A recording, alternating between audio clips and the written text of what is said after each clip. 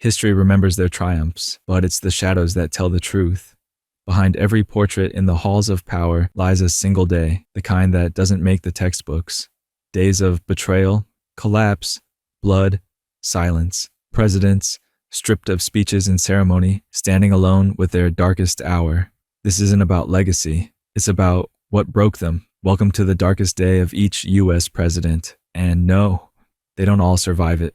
George Washington, on August 7th, 1794, the father of his country made a decision that cracked the marble beneath his pedestal. He mounted his horse, tightened the reins, and led an army of 13,000 men, not against a foreign king or a distant tyrant, but against his own citizens, farmers, veterans, fellow revolutionaries.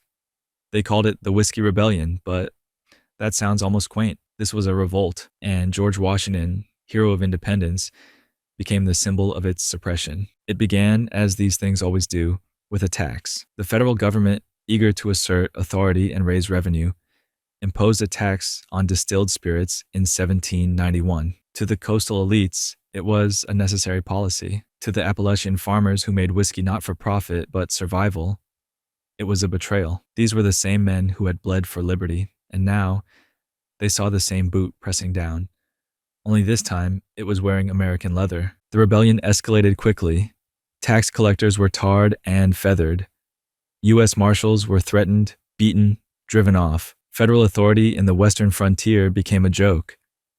A punchline told with a cocked musket, and Washington, already aging and worn, felt the echoes of monarchy banging at the door. This was not just about tax evasion. This was about whether the republic he helped build could survive its first real test. And so, on that sweltering August day, George Washington became the only sitting U.S. president to personally lead troops into the field. Think about that. The man who once swore off kingship now donned his old general's uniform and marched against Americans with full-blown cannons in tow. His motives were noble, at least on the surface: uphold the Constitution, enforce federal law, prove that the United States wasn't just a theoretical experiment in parchment, but the image it produced was something far more chilling, a revolution eating its young. The sight of Washington atop his horse was meant to inspire awe, maybe obedience. It inspired something else too: fear. The same man who once represented freedom now bore the iron face of federal power. His former comrades in arms saw it as a betrayal.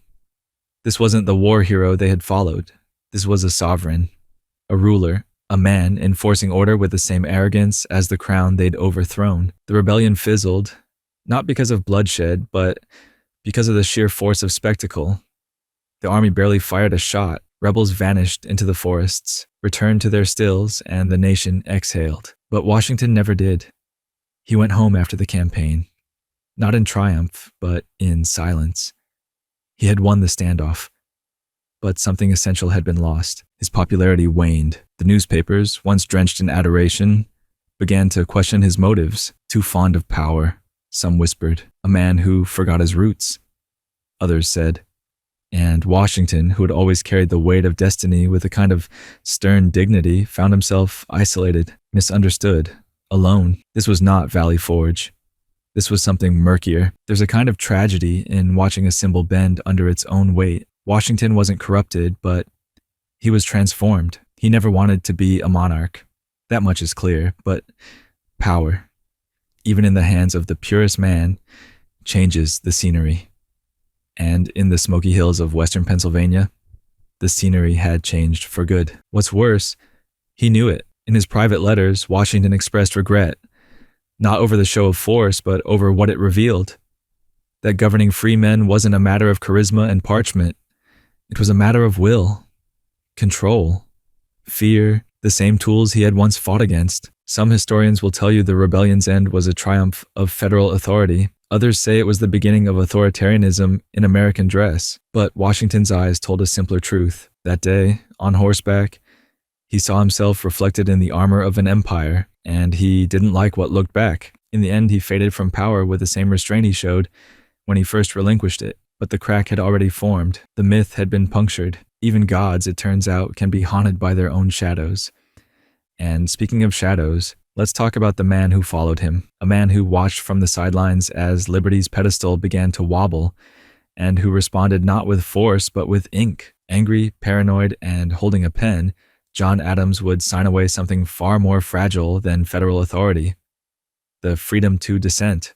John Adams. On July 14th, 1798, John Adams signed the Sedition Act into law, and with a flick of his pen, criminalized criticism of the government he swore to protect. It was the kind of move you'd expect from a monarch, a dictator, a man cornered by revolution. Instead, it came from a founding father, a patriot who once defended British soldiers after the Boston Massacre, who wrote that liberty must include a free press, who now declared war on words. The irony was acidic. Adams, the man who had once preached freedom of speech as the foundation of Republican virtue, now feared it might destroy everything he'd built. The French were knocking at the diplomatic door, Jeffersonian Republicans were clawing at his presidency, and the newspapers were turning public opinion into open scorn. He didn't like what people were saying. Worse, he didn't like that they were allowed to say it. To understand how we got here, you have to understand the insecurity that plagued Adams like a recurring fever. He had followed Washington, the marble statue, the myth, and Adams, he was short, portly, and famously thin-skinned. He lacked the heroic silhouette. What he had instead was a biting intellect, a volcanic temper, and an ever-growing sense that the world was out to humiliate him. By the late 1790s, the United States was caught in a Cold War with France that occasionally flared hot. French ships were attacking American merchants.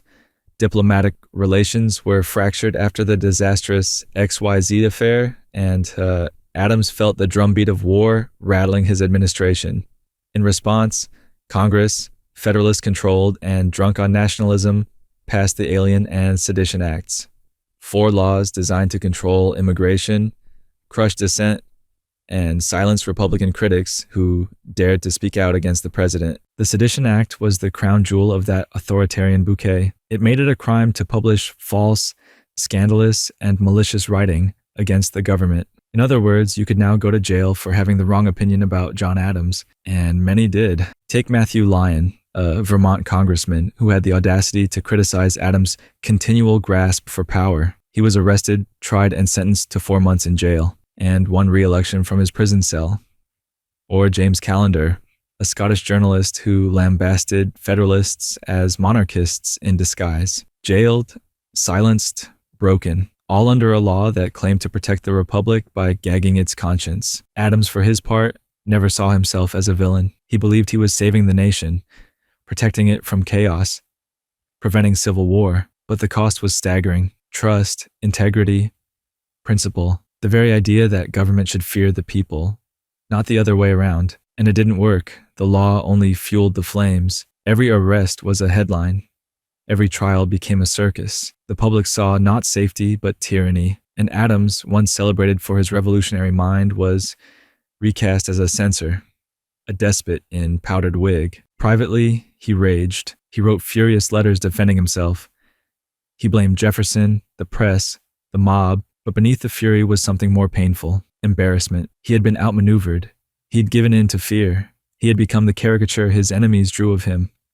Even Abigail, his iron-willed wife and political partner, saw the toll. She wrote that the presidency had become a glittering misery, and Adams, aging and alienated, began to understand that the office was less about power and more about humiliation, that the Republic didn't need a philosopher king.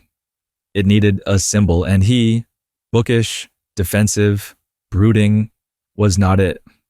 When Jefferson defeated him in the election of 1800, Adams didn't stay for the inauguration. He left Washington at dawn without ceremony or farewell. Some said it was petty. Others said it was principled. Adams would have told you it was neither. It was just necessary. He had built a government and watched it tear him down. The only dignity left was in leaving. Years later, in his correspondence with Jefferson, Adams softened. He saw the arc of history bending, if not toward justice, then at least toward irony. He remained proud, but not unmarked. The Sedition Act expired under Jefferson's administration, but its ghost lingered. A reminder that fear makes tyrants of even the most idealistic men, that patriotism, when threatened, can curdle into paranoia, and that the line between defending liberty and destroying it is razor thin, and often drawn in ink. Adams never went to war with France. He avoided bloodshed, and he lived long enough to see his son become president, a rare and bitter consolation. But history would never quite forgive July 14th, 1798, and neither perhaps did he, because for all the constitutional theory, all the midnight letters and Senate debates, Adams' darkest day revealed something blunt and simple. He had become the thing he once despised. Not a British monarch, but a frightened man with too much power, trying to silence the storm with law. And storms, as it turns out, don't go away. They just change form. By the time Thomas Jefferson took office, the winds were blowing in a different direction. One he would try disastrously to control, not with fear, but with silence. A silence so total it nearly choked the economy. Thomas Jefferson. On December 22nd, 1807, Thomas Jefferson signed the Embargo Act into law, and in doing so throttled the pulse of the young American economy with the precision of a man trying to cure a fever by draining all the blood. It was meant as a peaceful act, a diplomatic middle finger raised without gunpowder, a flex of economic muscle against the imperial abuses of Britain and France. Instead, it became a slow-motion self-strangulation and Jefferson's darkest hour. To understand the full catastrophe, one must first appreciate Jefferson's personal myth. He was not a man of war. He was a man of ideals, symmetry, agrarian virtue, and the quiet revolution of reason. The kind of man who wore his intellect like a powdered wig and composed prose like it was breath. He had written the Declaration of Independence. He had preached limited government, free markets, and the yeoman farmer as the soul of democracy. And now, with his Embargo Act, he would burn it all down.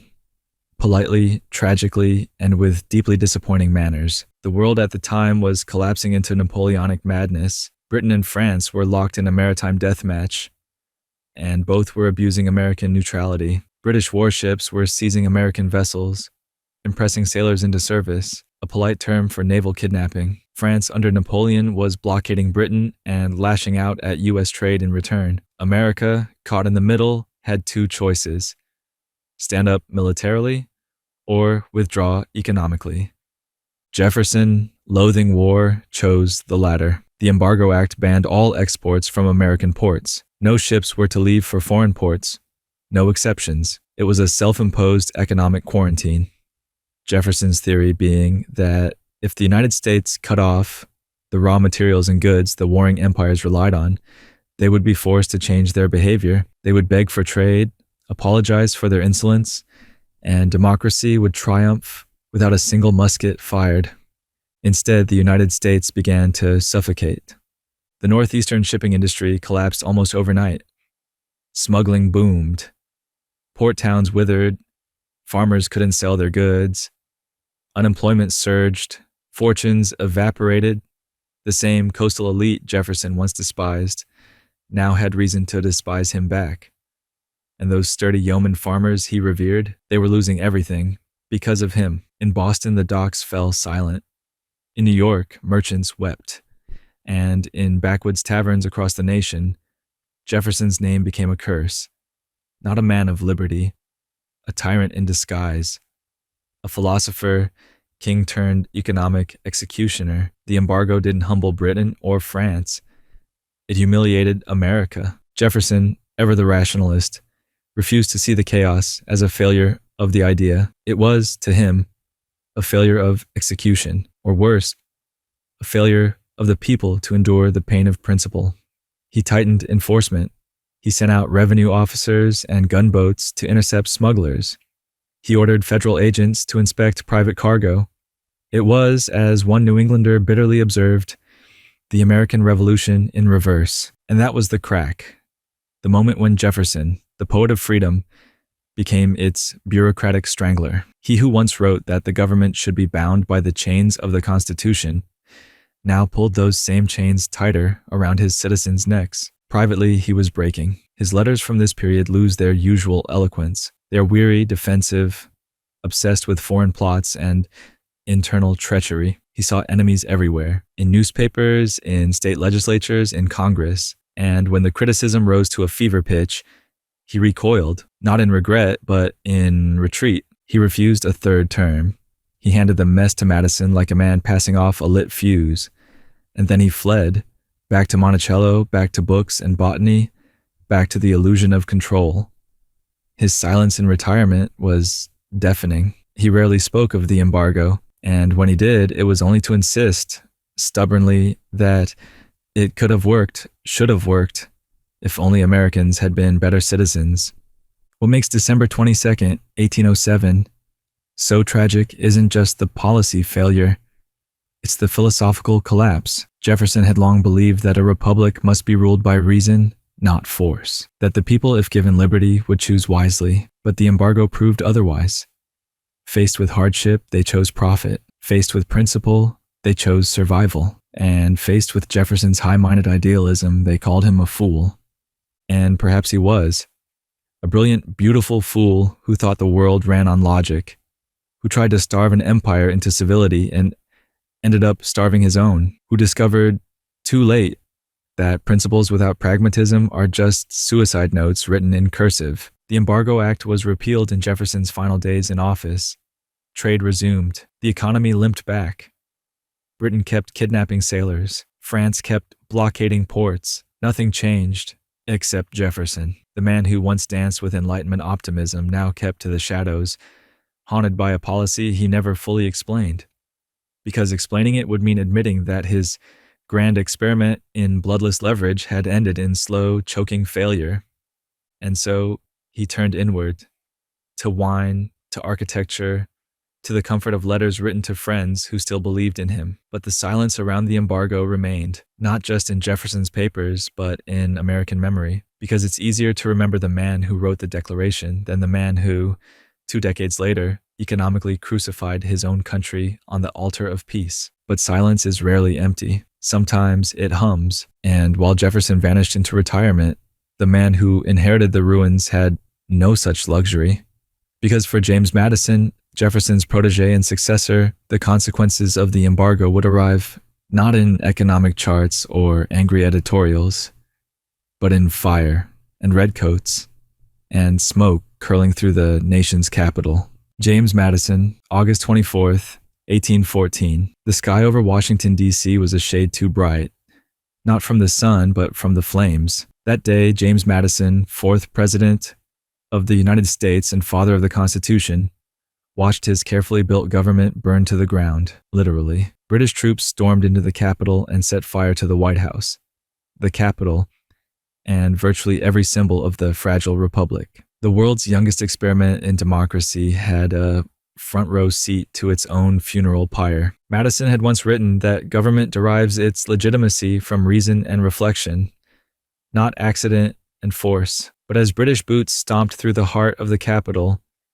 it was clear reason had lost. Force, ragged, red-coated, unapologetic, was in charge now. This wasn't just a bad day in office.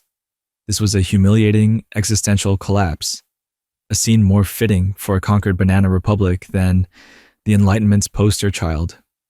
The British, still seething from the revolution, had come to settle a score, and Madison, he was forced to flee the city on horseback. The President of the United States reduced to a fugitive in his own land. It didn't begin with fire.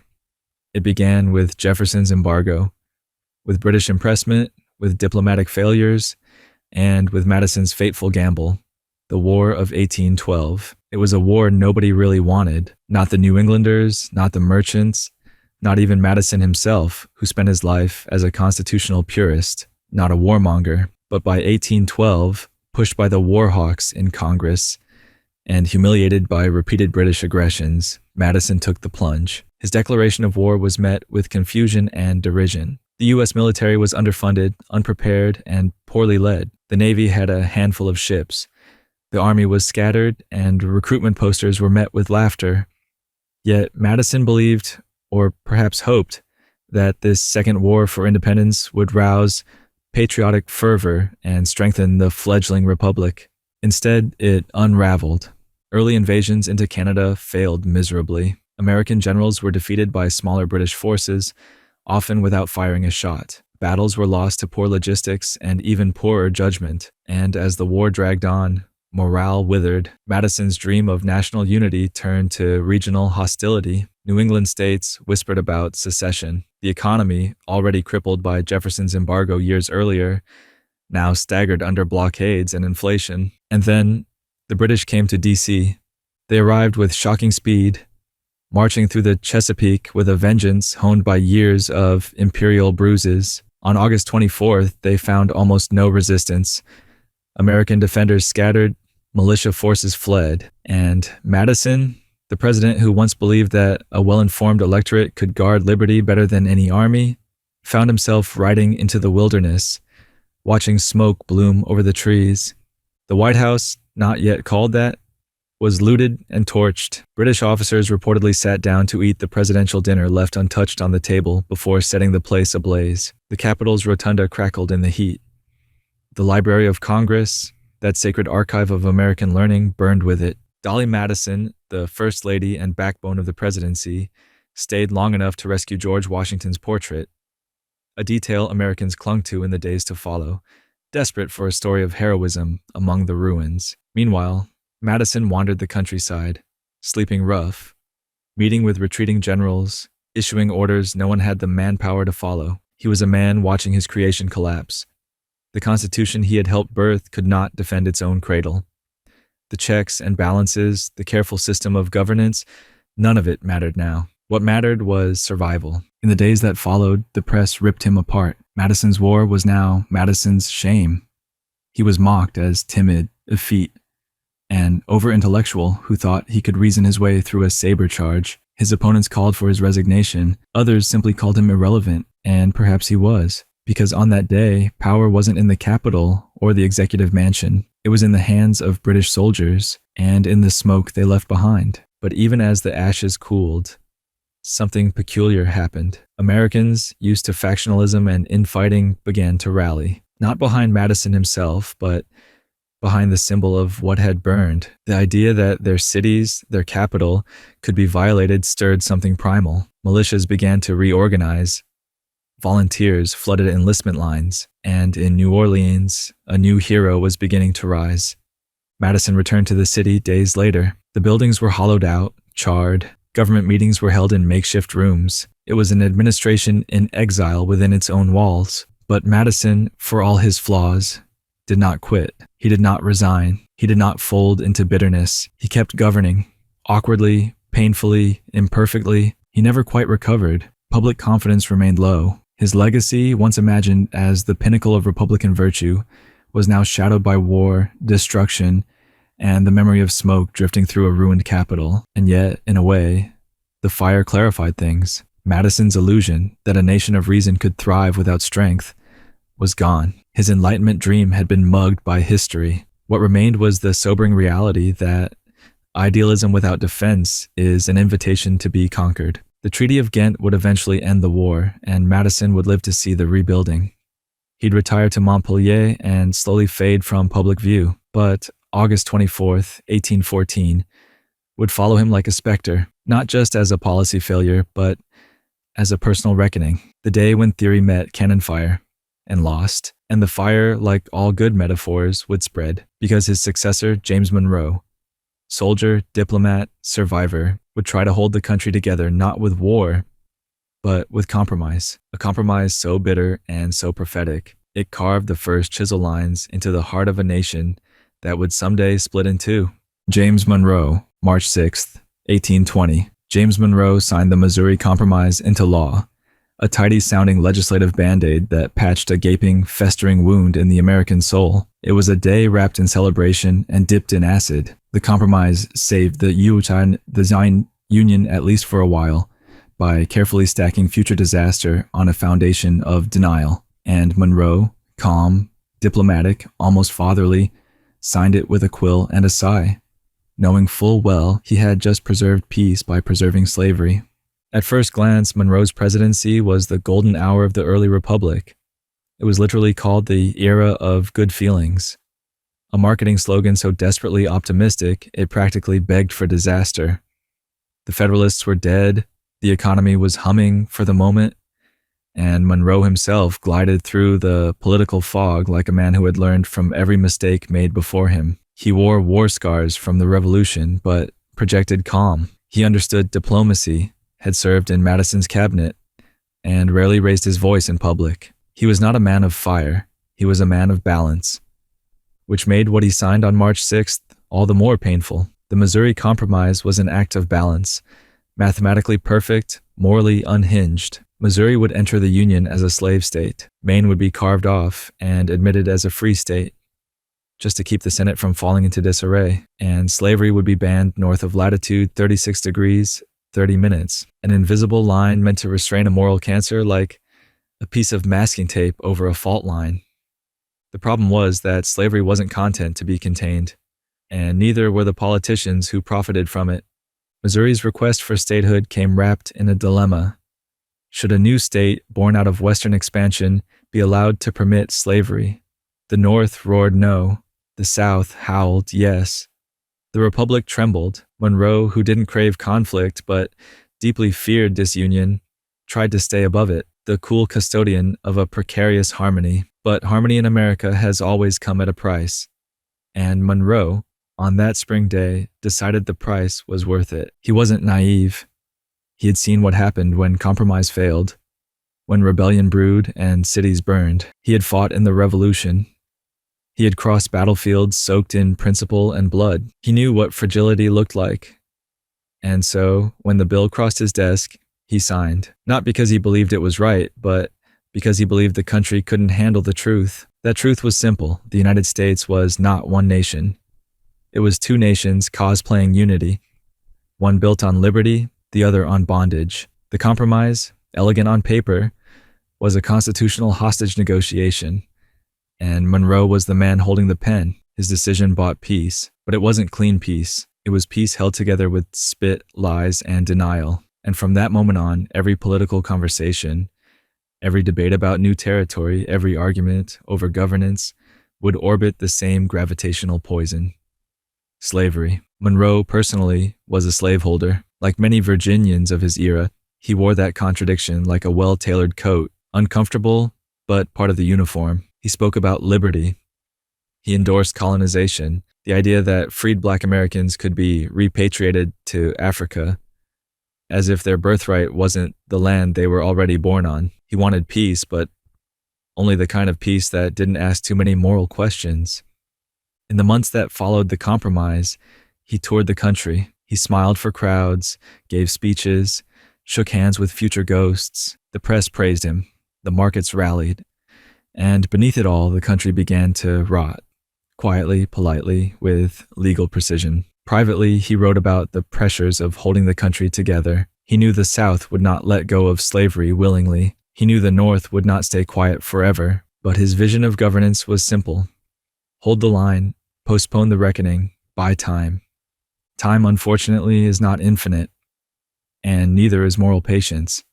When Monroe left office in 1825, the Missouri Compromise still stood, its neat geographic boundary slicing through the continent like a scar that hadn't yet bled. But the wound was deep, and it was infected. The Compromise hadn't resolved the slavery debate. It had merely delayed the gunshot. Years later, when the Civil War finally exploded, historians would point to March 6th, 1820 as one of the nation's fatal concessions. It wasn't the cause, but it was the blueprint. The moment the country declared with solemn legality that slavery could be managed, balanced, bartered, line-itemed across maps like a commodity instead of a curse. Monroe died poor and politically faded, a man who had walked through fire but ended in silence. He lived just long enough to see that the era of good feelings was a myth, that compromise had not cured anything, only made the disease harder to detect. And yet, for all his calm and caution, the storm had already begun.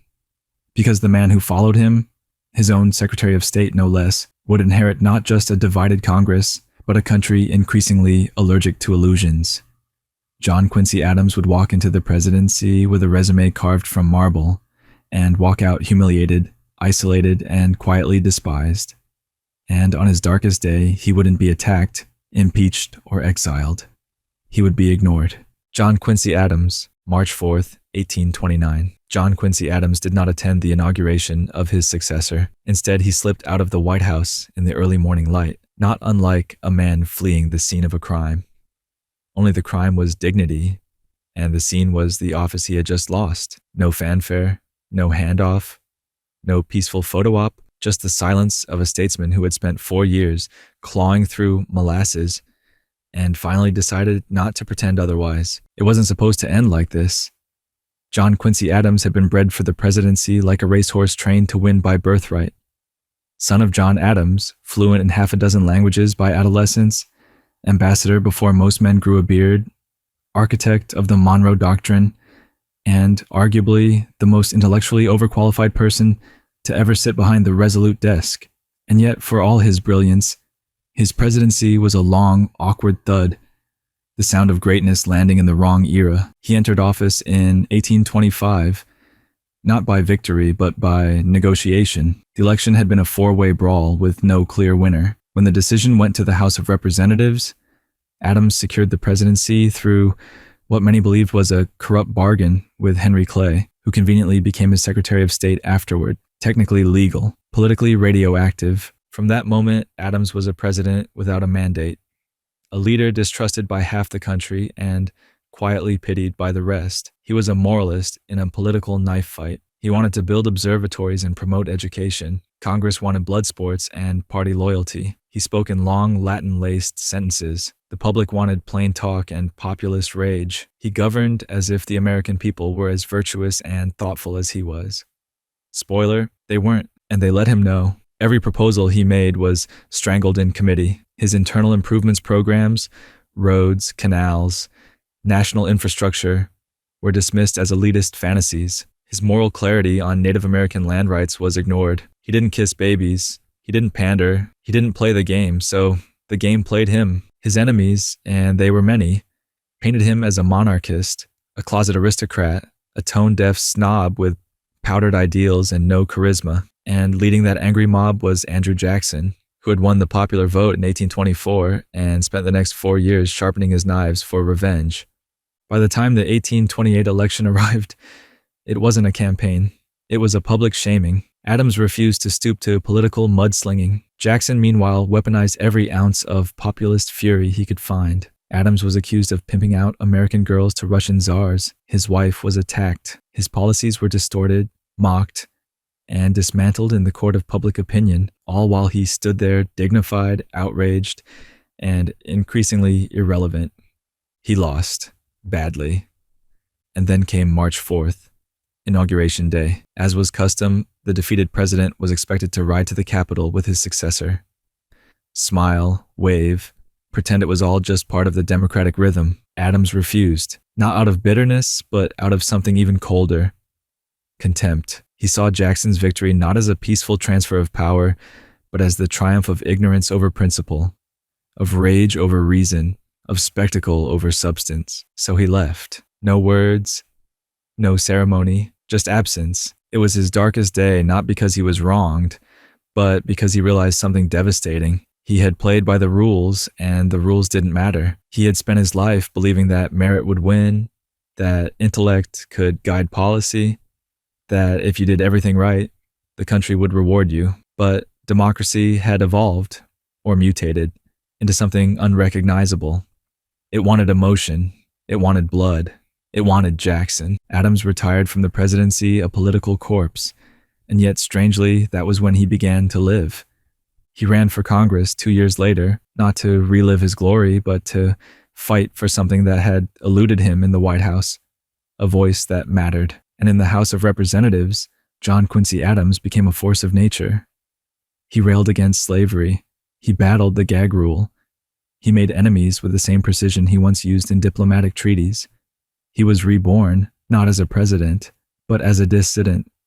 But he never forgot that quiet morning in 1829, the day he chose to leave without clapping, the day he realized that intellect without empathy is alienating, that righteousness, when wielded without humility, becomes arrogance, that the best man doesn't always win, especially if no one wants to drink with him afterward. Adams died on the House floor in 1848, mid-sentence after a lifetime of unfinished thoughts. His last words were poetic, if vague. This is the end of earth, but I am composed. He had outlived his shame, but he had earned it too. And yet, if Adams was undone by restraint, The man who followed him would be undone by fury, because Andrew Jackson didn't come to govern. He came to settle scores, and his darkest day wouldn't be a humiliation. It would be a heartbreak, the death of the only person who ever saw past the war paint.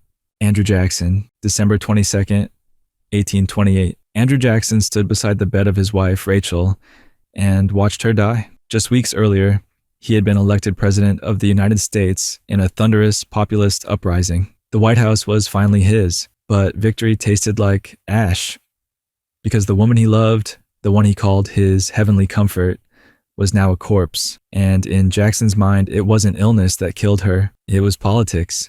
Rachel Donaldson Jackson had never wanted to be First Lady.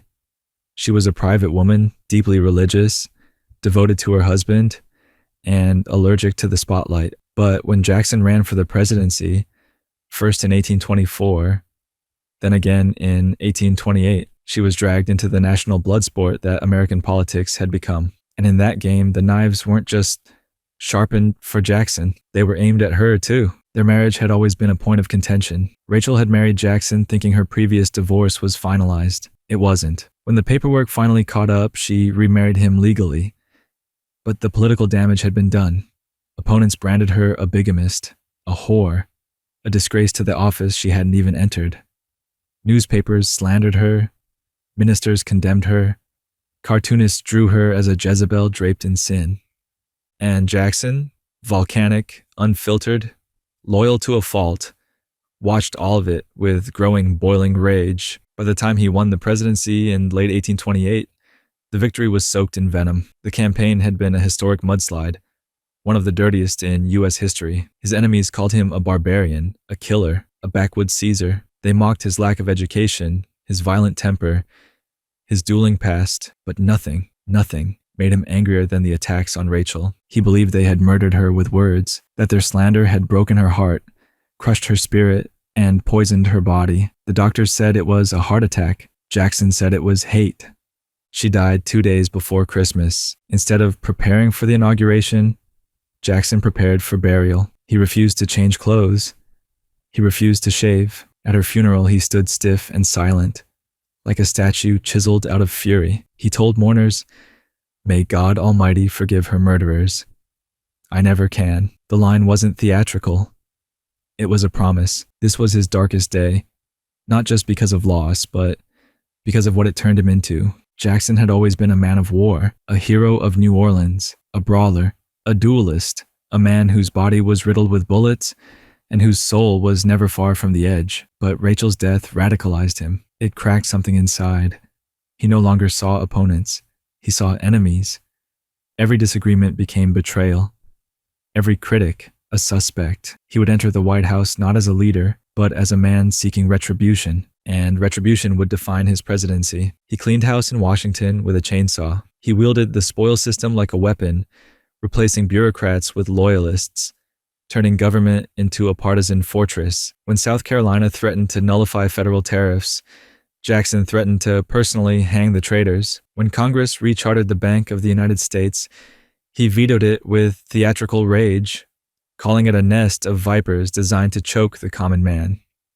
To his supporters, he was a populist savior. To his critics, a tyrant in homespun leather. But beneath the battles over banking and tariffs and federal power, the deeper war raged on. The war within Jackson himself, a man whose heart had never healed, a man who blamed the republic he now led for the death of the only person who ever made him feel peace. There was a chair in the White House that Rachel had chosen for their new life. He never sat in it. Her portrait hung in his bedroom. He spoke to it. He touched it when he was alone. And in his letters, he wrote of her as if she had merely stepped out of the room. He never remarried. He never truly forgave. And he never forgot. Ironically, Rachel's death did what no political machine could. It made Jackson unstoppable. Grief sharpened his populism into vengeance. His enemies feared him. His allies dared not cross him. Congress bent. The press fumed. But the people cheered, not because he was virtuous, but because he was theirs. And that's what makes his darkest day so morally unsettling. Jackson mourned in public. He raged in private. And then he weaponized his grief. He turned sorrow into strategy, pain into power, love into legend, but even legends rot. Because while Jackson was mourning Rachel, he was also laying the groundwork for one of the most unforgivable policies in American history, the Indian Removal Act. He would sign it in 1830, just 2 years later, and thousands would die on the Trail of Tears, many of them women, many of them just as private, just as innocent, just as undeserving of suffering as Rachel had been. So the question lingers, poisonous and unspoken. Did Jackson's heartbreak teach him empathy, or did it burn it out of him entirely? He left office 8 years later, worn but unbeaten. He retired to the Hermitage, where he died in his bed, surrounded by Rachel's memory and a nation forever changed by his wrath. His legacy remains a brawl in marble, a champion of the people, a destroyer of norms, a patriot, a tyrant. But the man who came after him wouldn't be so lucky, because Martin Van Buren, Jackson's handpicked heir, didn't inherit his charisma or his fury, only his timing. And for him, the crash would come not in whispers or deathbeds, but in a single thunderous economic collapse that no one could spin into glory. Martin Van Buren, May 10th, 1837. The banks closed, the lines formed, and the economy collapsed like a souffle under artillery fire. In a single unremarkable week, the illusion of American prosperity evaporated, and Martin Van Buren, freshly minted president and professional architect of political theater, realized he had been handed not a baton, but a lit stick of dynamite with the fuse already burning. This was not just a financial panic. It was a systemic unraveling, and for Van Buren it would become a slow, humiliating descent into presidential irrelevance. He had followed a legend. Jackson had crushed the Bank of the United States, paid off the national debt, and left behind a treasury running on fumes and swagger. Van Buren, his chosen successor, had been dubbed the Little Magician, a political operator of dazzling agility, fluent in backroom deals and public charm. But when the magic show ended and the curtain rose on May 10th, there were no more tricks, only empty vaults. That morning, the New York banks, the economic arteries of the young republic, suspended all specie payments. Translation, they stopped honoring withdrawals in hard currency. Gold and silver were suddenly ghosts. Credit evaporated, confidence cratered, and like a synchronized heart attack, panic spread. Businesses folded, factories shut down, farmers defaulted, unemployment skyrocketed, riots broke out, and Van Buren, just 2 months into office, stood blinking in the ruins of a party he hadn't even started. The cruel irony was that Van Buren hadn't caused the panic. Jackson's war on the national bank, combined with wild speculation in land and cotton, had created a fragile house of cards. The specie circular, an executive order requiring federal land to be purchased in gold or silver, had drained liquidity and destabilized everything, and now the cards were falling. But Van Buren, ever the loyalist, refused to blame his predecessor. Instead, he offered orthodoxy, laissez-faire economics, no bailouts, no federal intervention. The government, he argued, had no role in rescuing private institutions or regulating economic rescue. It was in many ways a principled stand, and a politically suicidal one. While the country begged for relief, Van Buren offered philosophy. And philosophy doesn't pay rent. He proposed the independent treasury system and moved to separate federal funds from the unstable banking system. But it took years to implement, and by then the suffering was baked in. The image of Van Buren became fused with misery. Elegant clothes, polished diction, and a starving electorate. Breadlines, bankruptcies, beggars in the streets. He was a president who looked the part but couldn't act it, and he knew it. Behind closed doors, the little magician lost his charm. Letters from this time reflect a man stunned by the scope of the collapse, wounded by the vitriol, and painfully aware that his intellectual pedigree was not translating into leadership. The newspapers branded him Martin Van Ruin. Political cartoons depicted him sipping wine while the nation starved. He wasn't seen as a villain. Worse, he was seen as indifferent. It didn't help that he came across as aristocratic in an era turning increasingly populist. Jackson's rage had felt authentic, kinetic. Van Buren's reserve felt like detachment. He quoted political theory. The people wanted bread. And as the crisis dragged on, year after year, he became the face of stagnation, a man waiting for the storm to pass while standing politely in the rain. No grand gestures, no fireside addresses, just policy proposals and a hope that the markets would eventually heal themselves. Spoiler, they didn't. At least not fast enough to save him. By the time the 1840 election rolled around, the Whigs, a coalition of anti-Jacksonians, opportunists, and theatrical geniuses, smelled blood. They nominated William Henry Harrison, a war hero with the charisma of a statue and the platform of a beer commercial. The campaign was pure mockery. Log cabins, hard cider, coonskin caps, a man of the people. Never mind that Harrison was an elite Virginian. The image was all that mattered. And Van Buren, he had no image left. Just a trail of bankruptcies and polite indifference. He lost. Badly. And yet, the tragedy isn't just the loss. It's what was lost inside him. Because Martin Van Buren genuinely believed in a restrained government. He genuinely thought the economy would stabilize if left alone. He wasn't lazy. He wasn't heartless. He was, if anything, too faithful, too committed to an idea that crumbled under the weight of human desperation. And so, May 10th, 1837 wasn't just the beginning of a financial panic. It was the day a presidency died in slow motion, the day Van Buren looked out the window of the White House and saw not a republic evolving, but a nation convulsing, rejecting the very principles he thought would save it. He lived long after leaving office, watching the country tumble into deeper division. He opposed the annexation of Texas. He ran again, as a free soil candidate against the expansion of slavery. But the magic was gone. The crowds were smaller, the stage colder, and the man who had replaced him, William Henry Harrison, would deliver the longest inaugural address in history. In a snowstorm, coatless, and die just 1 month later, a presidency measured in days, not months. And when death came knocking, it didn't just usher in a constitutional crisis. It opened the door for a new kind of presidential ghost, one who was never elected, never accepted, and never truly trusted. William Henry Harrison, March 26th, 1841. The 68-year-old president of the United States lay in bed, trembling with fever, raving in confusion and rapidly fading into history's cruelest footnote. Just weeks earlier, William Henry Harrison had ridden into Washington atop a storm of populist theater and manufactured ruggedness. He was the log cabin president, the war hero, the old general who drank hard cider and knew the people. Now he was coughing up the last remnants of his legacy, barely 1 month into office.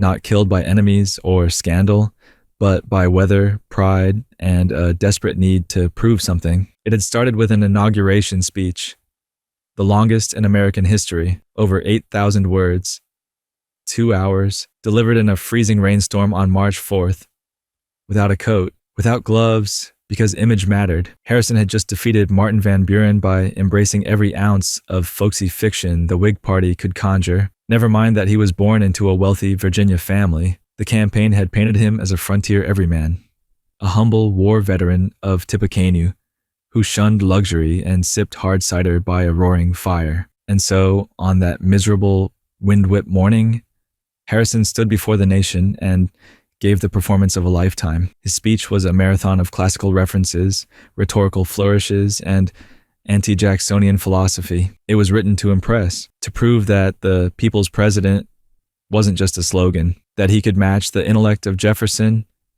the stamina of Jackson, and the dignity of Washington, all while standing in the sleet like a granite statue of patriotic resilience. The crowd thinned. The wind howled. Harrison did not stop, and then almost immediately he began to die. Within days, he developed a cold, then a cough, then pneumonia, or typhoid, or something worse. The exact diagnosis is still debated. Modern historians suspect the White House's proximity to a festering sewage pit may have been a factor, but the results were the same. His body, already thin and frail, began to shut down. The hero of Tippecanoe, who had once faced down British troops and native resistance, now battled his own lungs. The doctors bled him, dosed him with opium, applied hot plasters to his chest, administered castor oil, brandy, even snakeweed. It was 19th century medicine at its most theatrical and least effective, a parade of ineffective interventions delivered with grim optimism. But the worst part wasn't the illness. It was the timing. Harrison had only just begun to govern. His cabinet was barely settled. He had made no executive decisions of consequence, no policies, no vetoes, just ceremonial meetings, a few patronage appointments, and the ghost of a speech that had outlasted him. The presidency had barely imprinted his fingerprints before it began to slip through them. And beneath the fevered muttering and desperate interventions was a deeper tragedy, the silent realization that his entire presidency had become performance art. He had been elected not because of who he was, but because of who the country wanted to pretend he was. A rugged symbol, a breathing metaphor, a campaign poster come to life. He died at 12:30 a.m. on April 4th, just 31 days after taking office, the shortest presidency in American history. The nation mourned, though awkwardly. How do you grieve a man you never really got to know? Harrison became a national curiosity, a historical footnote, an ironic warning. The man who delivered the longest speech became the president with the shortest term. The man who promised to revive national pride died before he could issue a single order. His legacy was wrapped in tragedy and laced with farce, and then came the aftershocks. Because Harrison's death created a constitutional crisis no one had prepared for. The founders had outlined presidential succession in vague terms. The vice president shall act as president, but they hadn't said whether that meant a full transfer of power or just temporary stewardship. Enter John Tyler, a man disliked by both parties, distrusted by everyone, and suddenly elevated from ceremonial role filler to leader of the free world. Harrison's death wasn't just the end of a presidency. It was the beginning of a power struggle, a philosophical panic over what the presidency actually was. A man had died, but the bigger question was, had the office died with him? And so, Harrison's darkest day became Tyler's nightmare, because when a country loses its leader after a single month, it doesn't mourn. It flinches, it suspects, it starts asking dangerous questions about legitimacy, loyalty, and who exactly is holding the sword. And John Tyler, a man without a party and without a plan, would spend the rest of his life trying to answer them, while the very government he inherited tried, often openly, to push him off the throne. John Tyler, September 11th, 1841. John Tyler sat alone in the White House, a president without a party, a cabinet, or a clue how things had gone so spectacularly wrong so fast. Just 5 months earlier, he had been a ceremonial afterthought. The Tyler II of the famous campaign jingle, a Southern accessory to a Northern general. Now he was the President of the United States, elevated by the cold, abrupt death of William Henry Harrison.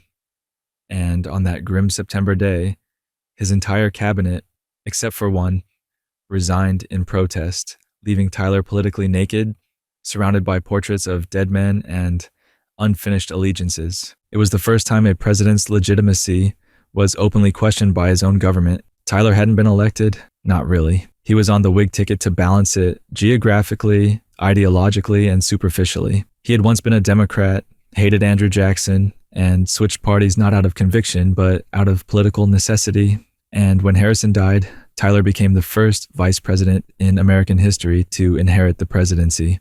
What followed was a constitutional staring contest. Did Tyler become the president, or was he merely acting as president? Tyler didn't wait for clarification. He moved into the White House, took the oath, and insisted on being called President Tyler. He signed documents that way. He refused to acknowledge any prefix. He set precedent with posture.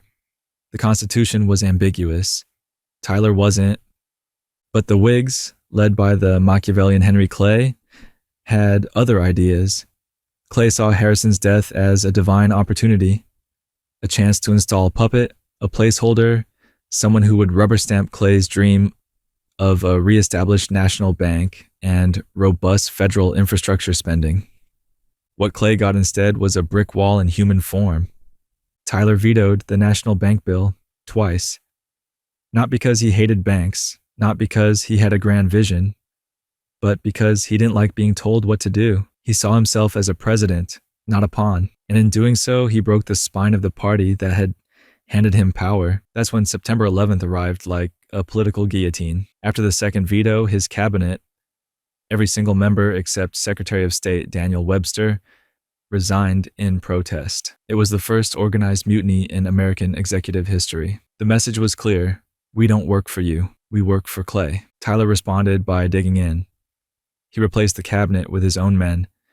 He started issuing vetoes like party invitations. He clung to the presidency not with vision, but with sheer contrarian force of will. And the Whigs, they expelled him from the party. The sitting president was now officially unaffiliated, a political orphan wandering the executive branch alone. The newspapers mocked him. They called him His Accidency. Political cartoons drew him as a weasel or a ghost. Congress refused to cooperate. His own party ran opposition candidates in local races. He had no base, no support, no machinery, just a title and a target on his back. And yet, Tyler didn't crack. He wasn't likable, he wasn't brilliant, but he was stubborn in the way only a man with no friends can be. He saw the presidency not as a collaborative role, but as a stage from which to assert individual will, and he wielded that will like a cudgel. He would go on to annex Texas, a deeply divisive move that helped accelerate the country towards civil war. He supported the expansion of slavery. He clung to the idea of Southern honor and federal restraint, even as the national conversation turned toward moral reckoning. But September 11th, 1841 remained his crucible, the day he became, in every sense, alone, the day the country turned its back, not out of scandal or incompetence, but because he refused to play the role he was cast for. He didn't fail, he just didn't belong. And when his presidency ended in 1845, it ended with a whimper. He wasn't invited to join the next administration. He wasn't celebrated. He returned to Virginia, wrote bitter letters, and slowly disappeared from public consciousness until, that is, the secession crisis. Because in 1861, John Tyler reappeared, not as a statesman, but as a delegate to the Confederate Congress. He was the only U.S. president who would ever openly side with the rebellion.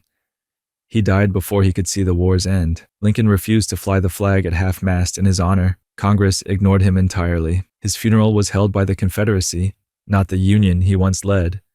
So, what was Tyler really? A fluke? A traitor? A man ahead of his time, or simply beneath it? The answer may not matter, because after him came a man who didn't try to fight his own party.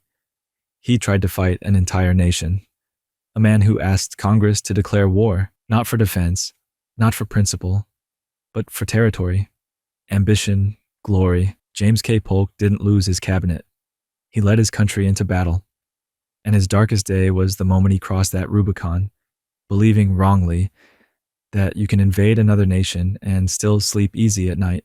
James K. Polk, May 11th, 1846. James K. Polk stood before Congress and requested something brutal in its simplicity: a declaration of war against Mexico. The pretext? An American soldier had allegedly been killed on disputed territory. The real reason? Expansion, destiny, land.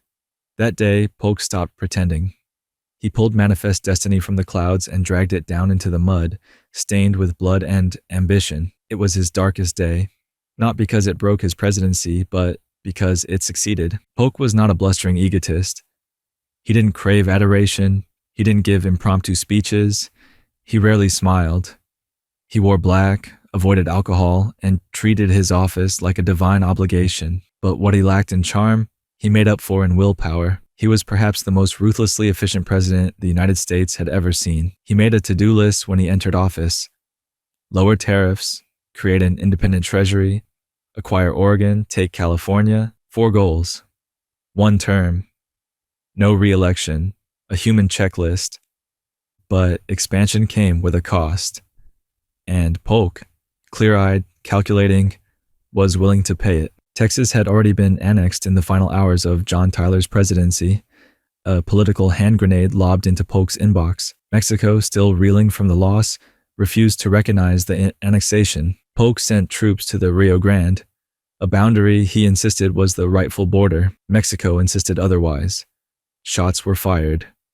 Soldiers died, and Polk, seizing the opportunity, stood before Congress and declared, "Mexico has passed the boundary of the United States, has invaded our territory and shed American blood upon American soil." A masterclass in propaganda. The truth was murkier. The land in question, the disputed Nueces Strip, was contested at best.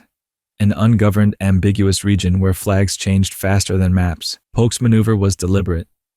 He had placed American troops in harm's way to provoke a reaction, and when the reaction came, he used it to justify the war he already wanted. Congress gave him the war, eagerly. Only one representative voted against it, a skinny, sharp-jawed freshman from Illinois named Abraham Lincoln, who called it a misbegotten war, born of lies. He was ignored. Polk's America didn't want nuance. It wanted conquest. And conquest is what it got. The Mexican-American War was swift and savage.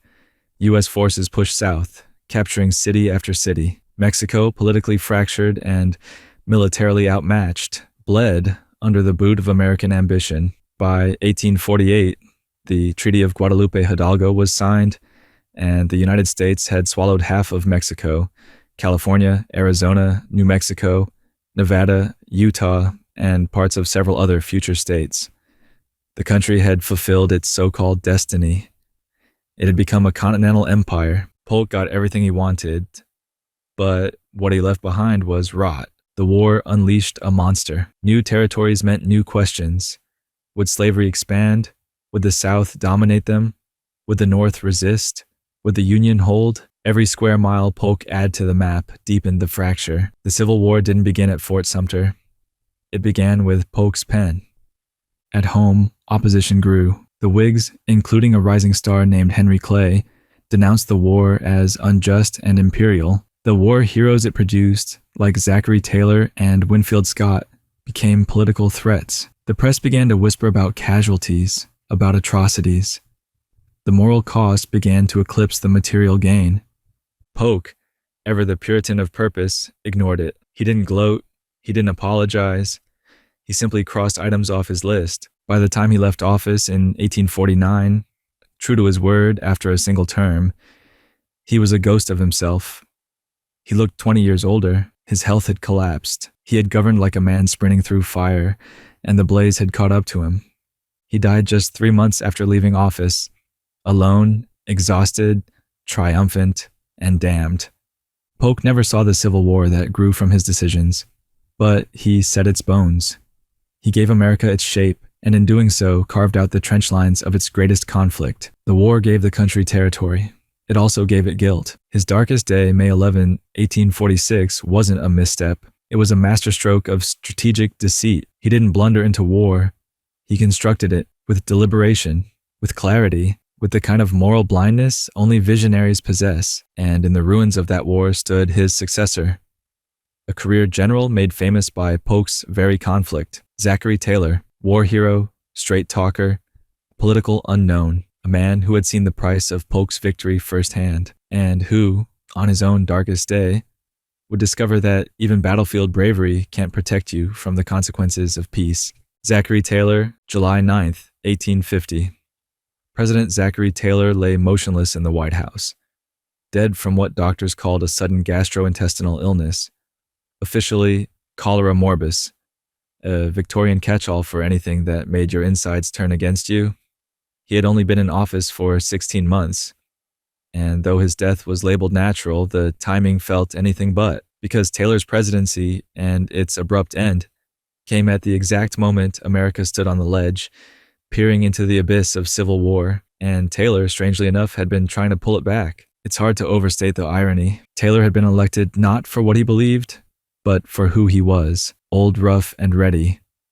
The blunt-edged Mexican war hero, with the habit of dressing like a farmer and the public appeal of a bulldog in uniform.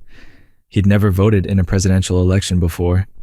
He barely understood the machinery of government, and yet the Whig Party picked him as their champion, not because he was a great politician, but because he wasn't one. He didn't give speeches, he didn't make promises, he didn't owe anyone favors, and once elected, he governed exactly like the soldier he had been. Direct, stubborn, and with total disdain for political maneuvering, which made him a problem. The core issue of his presidency and of the country was, as always, slavery. The Mexican-American War, engineered by his predecessor Polk, had left the United States swollen with new territory and new questions. Would slavery expand westward? Would the South get its way? Would the North allow it? California, flush with gold and ambition, applied for statehood as a free state. The South erupted. They saw the balance of power tipping. They threatened secession, and Taylor, a slaveholder from Louisiana, shocked everyone by saying, in effect, go ahead. He didn't believe in compromises. He didn't believe in placating treason. He said that if Southern states tried to leave the Union, he would personally lead the army to crush them. I would hang them with less reluctance than I hanged deserters and spies in Mexico. He reportedly told a delegation of Southern politicians. He wasn't bluffing. Taylor was a man of action, and in 1850, action meant confrontation. Enter the Compromise of 1850, a desperate, sprawling package of bills designed to preserve the Union by giving everyone something to hate. Authored largely by Henry Clay and brokered by Stephen Douglas, the compromise proposed admitting California as a free state while offering the South a stronger Fugitive Slave Act and permitting slavery in new territories based on popular sovereignty. A bribe in legislative form. Taylor hated it. He saw it as moral cowardice dressed in fine language. He wanted California admitted with no strings attached.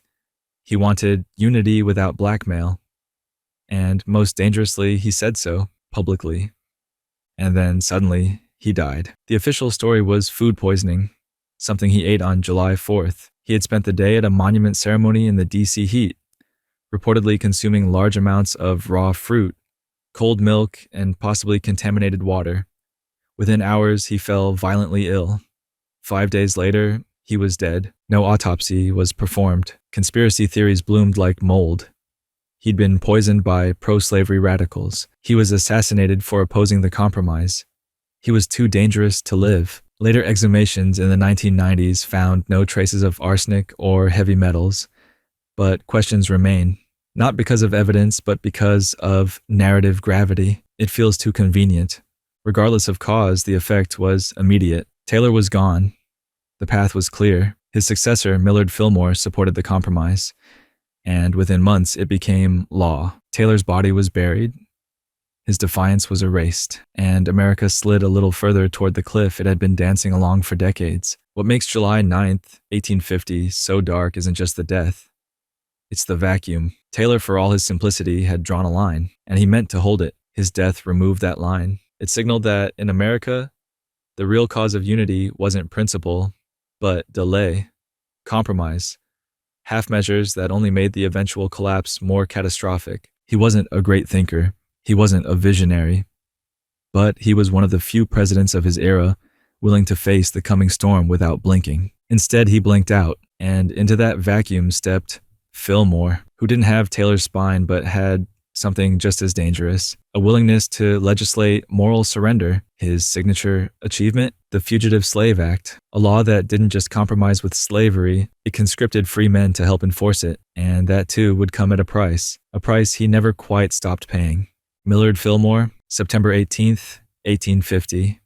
With his pen hovering over the most infamous piece of legislation of his presidency, Millard Fillmore made a quiet, precise choice: to keep the country together by dragging it morally backward. That day, he signed the Fugitive Slave Act into law, a bill so incendiary, so openly vile, that even many Northerners who had once turned a blind eye to slavery now found themselves uncomfortably face to face with it. It was Fillmore's darkest day, not because he caused the wound, but because he chose to cauterize it with poison. History has not been kind to Fillmore, and frankly, it never needed to try very hard. He was the accidental president, elevated by Zachary Taylor's sudden death, a man so politically moderate, he often mistook inertia for wisdom. He had no firm beliefs, no signature charisma, and no war chest of grand ideals.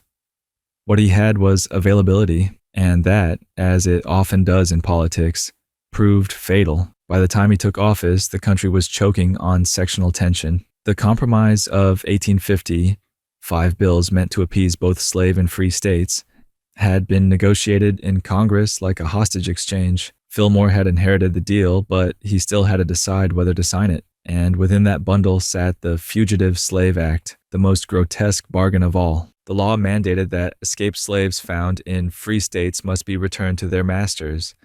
No trial by jury, no legal defense, no due process. It deputized ordinary citizens to participate in the capture and return of fugitive slaves. Worse still, it punished anyone who refused to help. Judges were paid more for ruling in favor of slaveholders than for granting freedom. It was not just an expansion of slavery's reach. It was a federal endorsement of moral surrender. And Fillmore signed it. Without flourish, without evident struggle, just a neat, bureaucratic scrawl that turned the entire northern United States into a hunting ground for human property. Why? Because he believed in the Union, or at least in its preservation at all costs. He feared that not signing the compromise would lead to civil war, that appeasing the South, even in this grotesque form, would buy time. He didn't want to be the president who broke the country, so instead he became the president who betrayed its conscience. The fallout was immediate. Abolitionists were radicalized. Frederick Douglass called the law a life and death struggle between slavery and freedom. Harriet Beecher Stowe began to write Uncle Tom's Cabin. Northern cities exploded in protest. Personal liberty laws were passed to resist the enforcement. Slave catchers began snatching free black men off the streets of Philadelphia, Boston, New York. Some were never seen again. And ordinary white Northerners, previously detached from slavery, were now legally forced to become its accomplices. Fillmore, meanwhile, insisted he was just doing his constitutional duty, that it was the law, that disunion was the greater evil. But the deeper truth is that Millard Fillmore lacked the imagination or courage to see that preserving the Union without confronting the rot within it was a form of slow suicide. He mistook order for justice, and in doing so, empowered one of the most brazen federal tools of oppression in American history. Even his political allies felt the sting. The Whig Party, already fractured, began to implode. Northern Whigs were ashamed. Southern Whigs saw no reason to support a party that bent over backwards for them but offered nothing in return. Fillmore had tried to hold the middle and ended up standing in quicksand. He would be denied his party's nomination in 1852. Disgraced and wandering politically, he later reemerged as the nominee of the Know Nothing Party, a nativist group allergic to immigrants and Catholics. It was a desperate grasp for relevance. He lost badly. By the end of his life, Fillmore was so politically obsolete that even newspapers struggled to frame his legacy in anything but soft derision. And yet, he remained convinced. Until his death in 1874, he argued that he had saved the Union, that the compromise was necessary, that his was the burden of ugly decisions made in ugly times. But history remembers differently, because what Fillmore preserved was not the Union, it was the illusion of one. The Fugitive Slave Act didn't delay the Civil War. It made it inevitable. It didn't calm tensions. It exposed them. It didn't unify the country. It deputized its citizens to turn on each other in the name of legality over morality. September 18th, 1850 was not a day of compromise. It was a day of compliance, of silence, of signing away the soul of a nation in exchange for political calm. And the man who followed him into the Oval Office, Franklin Pierce, would not merely comply. He would grieve, because his presidency began not with policy or scandal, but with a train crash. And in that wreckage, he lost more than public favor. He lost his last surviving child, a moment so profoundly tragic, it cast a permanent shadow over everything he touched. Franklin Pierce, January 6th, 1853.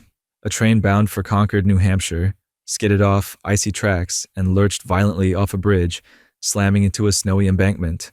Amid the wreckage and screams, President-elect Franklin Pierce crawled from the mangled railcar, soaked in blood and disbelief, only to find the body of his 11-year-old son, Benjamin, crushed and lifeless beneath the twisted steel.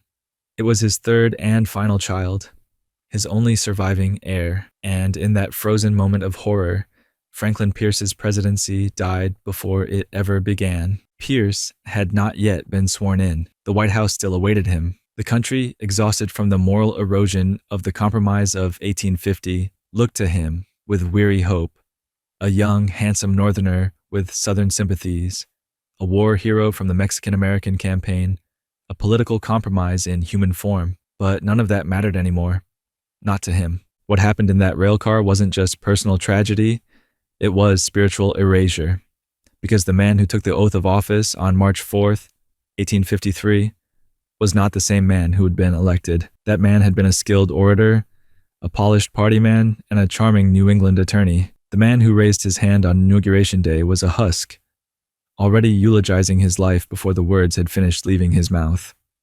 His wife, Jane, already frail and religious to the point of fanaticism, viewed the accident as divine punishment for ambition, for politics, for not staying home. She believed God had taken Benjamin to purify the family, to redeem them, to humble them. She dressed in black and refused to participate in public life, scribbling prayers while hidden behind curtains in the White House. Franklin, meanwhile, buried himself in brandy and public duty. One failed to cope by walling off the world, the other by drowning in it. This was the emotional core of Pierce's presidency, a grief so thick it distorted everything around it. But grief did not stop the politics, and the politics were about to get bloodthirsty. Pierce entered office with Democratic control and a mandate for unity. He had promised peace between the sections, harmony, balance, and so, like his predecessor Fillmore, he compromised. But unlike Fillmore, Pierce didn't just sign the Fugitive Slave Act. He enforced it. Aggressively. He sent federal troops to arrest fugitive slaves in Boston. He ignored Northern outrage. He declared slavery a constitutional right and abolitionism a threat to national stability. He dismissed moral protest as political noise. He wasn't a fire breather. He was worse. A man too sad to fight and too ambitious to walk away. But the true crucible of Pierce's presidency, and the legacy he could never outrun, arrived with the Kansas-Nebraska Act of 1854. Drafted by Senator Stephen Douglas, the act allowed settlers in those territories to decide the question of slavery by popular vote, repealing the Missouri Compromise's line of restriction. Pierce supported it. He called it democratic. He called it fair. In reality, it was a moral landmine. Popular sovereignty became a euphemism for violence. Kansas descended into chaos. Pro-slavery and anti-slavery forces flooded the territory. They brought guns, they brought bribes, they burned towns, they murdered rivals. It wasn't politics. It was civil war in miniature. Bleeding Kansas, the papers called it. And Pierce? He backed the pro-slavery government, a puppet regime installed through fraud and coercion. He called abolitionist protests treason. He sent federal troops to protect the wrong side of history, not because he was a monster, but because he was hollow, aimless, a man with just enough conviction to do the easy thing, and just enough tragedy to believe nothing mattered. By 1856, his own party abandoned him. He wasn't even nominated for re-election. He retired in disgrace, unwept and unmissed. Asked years later how he felt about losing the presidency, he replied, "There's nothing left to do but get drunk." He did. Often. Jane died shortly after the Civil War. Pierce, alone and soaked in alcohol, died of cirrhosis in 1869. A man broken before he ever governed. A president who walked into the White House carrying a child-sized coffin in his soul and never put it down. There's a question that haunts his legacy. If Benjamin had lived, would Pierce have fought harder? Could he have stood against the tide? Or was it always in him, this tendency to retreat, to acquiesce, to govern like a man just waiting for history to bury him? We don't know because he didn't resist. He drifted. And in that drift, he paved the way for something far worse, because James Buchanan, his successor, wouldn't govern through grief. He would govern through passivity. His darkest day would not come from a single catastrophe. It would come from standing still while the nation split in half. And the first crack would echo on December 20th, 1860, the day South Carolina said goodbye. James Buchanan, December 20th, 1860. South Carolina seceded from the Union, and James Buchanan did absolutely nothing. No ultimatum, no mobilization, no speech to rally the nation, just a quiet shrug of constitutional confusion and a vague hope that maybe, just maybe, this would all blow over. That day wasn't just the start of disunion. It was the moment the office of the presidency and the man who occupied it collapsed under the weight of a national crisis too big for paperwork and pleasantries. To understand how this became Buchanan's darkest day, you have to understand James Buchanan himself. A lifelong bachelor, a consummate politician, a man whose moral compass pointed directly toward inertia. He was, by any metric, deeply qualified. He'd served as a congressman, a senator, secretary of state, and ambassador. But no experience can prepare a man to referee an exploding marriage when he still believes the couple just needs space. When Buchanan entered office in 1857, the country was already cracked down the middle. Slavery had become more than an issue, it was a cancer. And Buchanan, like many moderate Democrats of the time, had developed a philosophy best described as ostrich federalism. If you bury your head deep enough in legalism, maybe you won't notice the fire. He believed the courts could fix it. He believed the South just wanted reassurance. And most of all, he believed that being neutral meant being just. His presidency began with the Dred Scott decision, a Supreme Court ruling that said Black people weren't citizens and that Congress had no authority to ban slavery in the territories. Buchanan had privately pressured the court to make a sweeping ruling. They did, and the country reeled. Instead of diffusing the issue, Dred Scott poured gasoline on it. Abolitionists raged. Slaveholders dug in. Buchanan smiled blandly and called it final. Fast forward 3 years. Southern states are threatening secession. Buchanan still insists he has no authority to stop them. He tells Congress in December 1860 that while secession is illegal, using force to prevent it would also be illegal. A brilliant paradox. Treason is wrong, but stopping it is also wrong. So the president does nothing, and then South Carolina actually does it. On December 20th, 1860, its delegates signed the Ordinance of Secession. Flags were lowered, forts were seized, cheers rang out in Charleston. They didn't hide it, they were proud. The first domino had fallen, the others were already leaning, and Buchanan, he wrote a letter, not a declaration, not a mobilization, a letter. In it, he urged restraint, blamed the North for being too critical of slavery, blamed abolitionists for stirring the pot, and then with astonishing calm, he told the nation that while he opposed secession, he also had no constitutional power to coerce a state to remain. It was a logical loophole wrapped in cowardice, tied with a bow of elegant penmanship. His cabinet began to splinter. Southern members resigned to join their states. The Secretary of War quietly funneled weapons south before leaving. The executive branch was rotting from within, and Buchanan seemed incapable of stopping it, or even interested in trying. Meanwhile, the press called him the do-nothing president. Protesters burned him in effigy. Congress boiled with fury. And across the country, the question that had haunted America since its founding, can this union hold, was now being answered in real time. But Buchanan clung to process. He believed his duty was to maintain order, not to provoke conflict. He hoped Lincoln, the president-elect, would figure it out, that the crisis could be handed off like a cursed baton. His only real effort was proposing a constitutional amendment protecting slavery in perpetuity where it already existed, a peace offering drenched in gasoline. And all the while, the clock ticked. South Carolina was followed by Mississippi, then Florida, Alabama, Georgia, Louisiana, Texas. One by one, they walked out the door, and Buchanan just watched, like a landlord taking notes while tenants tear the roof off. His darkest day was not marked by a dramatic speech or an assassination attempt. It was marked by silence, legalism, abdication. On December 20th, 1860, the country called out for leadership, and Buchanan replied with a shrug in cursive.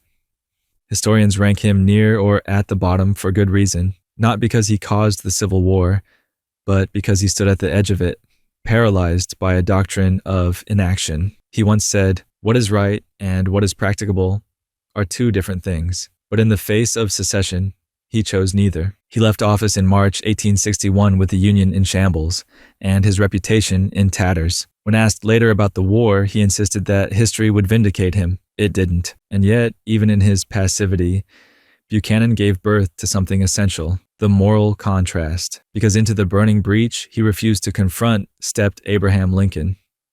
Gaunt, grief-lined, and already bracing for death. And his darkest day wouldn't be a moment of failure, but of cruel irony. The instant victory tasted sweet, the bullet arrived. Abraham Lincoln, April 14th, 1865. The war was over.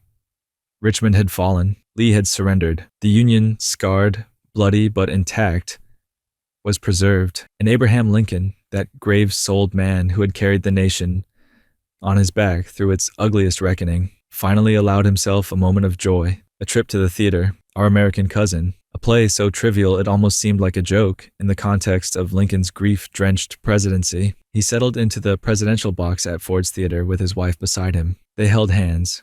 She told him he looked almost young again. And then the shot. It was not a tragedy because it was random. It was a tragedy because it was inevitable. Lincoln, who had survived war, assassination plots, political betrayals, and the moral weight of 4 years of carnage, was murdered not at his lowest point, but at his highest. His darkest day was not the day the war began, not Antietam, not Gettysburg, not even the night he wept for his son, Willie, in the upstairs bedroom of the White House. No, Lincoln's darkest day was the day he was shown the light, and had it extinguished before he could step into it. The bullet entered behind his left ear and carved a path through the last remaining hope for Reconstruction that might have had a soul. John Wilkes Booth, actor, Confederate sympathizer, self-appointed avenger of the South, had crept into the box, shot the president point blank, leapt onto the stage, and shouted, "Sic semper tyrannis," thus always to tyrants. It wasn't just murder, it was theater, and the audience didn't applaud. Lincoln never regained consciousness. He was carried across the street to a boarding house, where doctors scrambled to do nothing in particular. Mary Todd Lincoln wept, inconsolable. Cabinet members filed in like mourners at a wake that refused to end. Secretary of War Edwin Stanton muttered prayers and orders in the same breath, and at 7:22 a.m. on April 15th, Lincoln was gone. "Now he belongs to the ages," Stanton said, "but not so fast." Because Lincoln didn't belong to the ages, he belonged to the moment. And that moment was ripped out of history like a page from a burned diary. This was not just the end of a life. It was the derailment of possibility. The war had been won. But peace, real peace, reconciliation with justice, that required Lincoln's voice, his patience, his bitter wisdom, and capacity for forgiveness that no one else in Washington possessed. Instead, the country got Andrew Johnson. But before the sequel comes the reckoning. Lincoln's presidency had been a masterclass in moral contradiction. He had suspended habeas corpus. He had silenced dissent. He had presided over a war that killed 600,000 Americans. And yet, he did it all in service of a higher truth, that the Union was not just a geographic arrangement, but a moral one, that slavery was not merely a political issue, but a sin, and that America, if it was to mean anything, had to be reborn through fire. And then, just as the smoke began to clear, he was gone, shot in the back of the head while watching a farce. There is something almost cosmic in the cruelty of it. Lincoln had spoken at Gettysburg of a new birth of freedom. In his second inaugural, he spoke of malice toward none, with charity for all. He had plans, soft plans, but hopeful ones, for binding the wounds. A vision of Reconstruction that might have had mercy rather than malice, integration rather than vengeance, progress rather than punishment. But Booth's bullet was not aimed at a man. It was aimed at the future, and that future fell apart fast. With Lincoln dead, the road ahead became a brawl, not a blueprint. Radical Republicans seized Reconstruction and turned it into retribution. The South retaliated with black codes, lynchings, and Jim Crow laws. The hope of real equality flickered and died. It's not that Lincoln would have solved it all. No one could have. But he might have changed the tone, the tempo, the moral architecture of what followed. Instead, he became a martyr, and martyrs don't govern. They haunt. In death, Lincoln became the granite giant, the monument, the face on the penny, the myth in every school book. But his darkest day, April 14th, 1865, was not his death.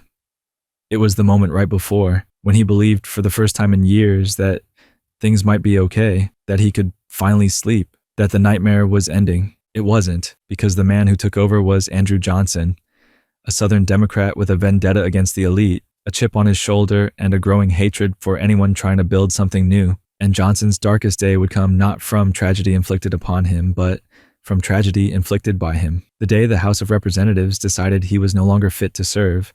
Andrew Johnson, February 24th, 1868. The House of Representatives voted to impeach Andrew Johnson, the first U.S. president to be formally charged with high crimes and misdemeanors. His response? Defiance, followed by a deep, empty stare, like a man watching the gallows go up. and still refusing to admit he ever climbed the stairs. This was Johnson's darkest day, not because he lost the battle for control of Reconstruction, but because he lost the moral plot entirely. Impeachment wasn't the punishment, it was the mirror. To understand how Johnson got here, you have to rewind to the very moment Lincoln died. John Wilkes Booth pulled the trigger and the country lost its compass. But Johnson, he gained a promotion. Lincoln had selected him as his running mate in 1864 as a gesture of national healing.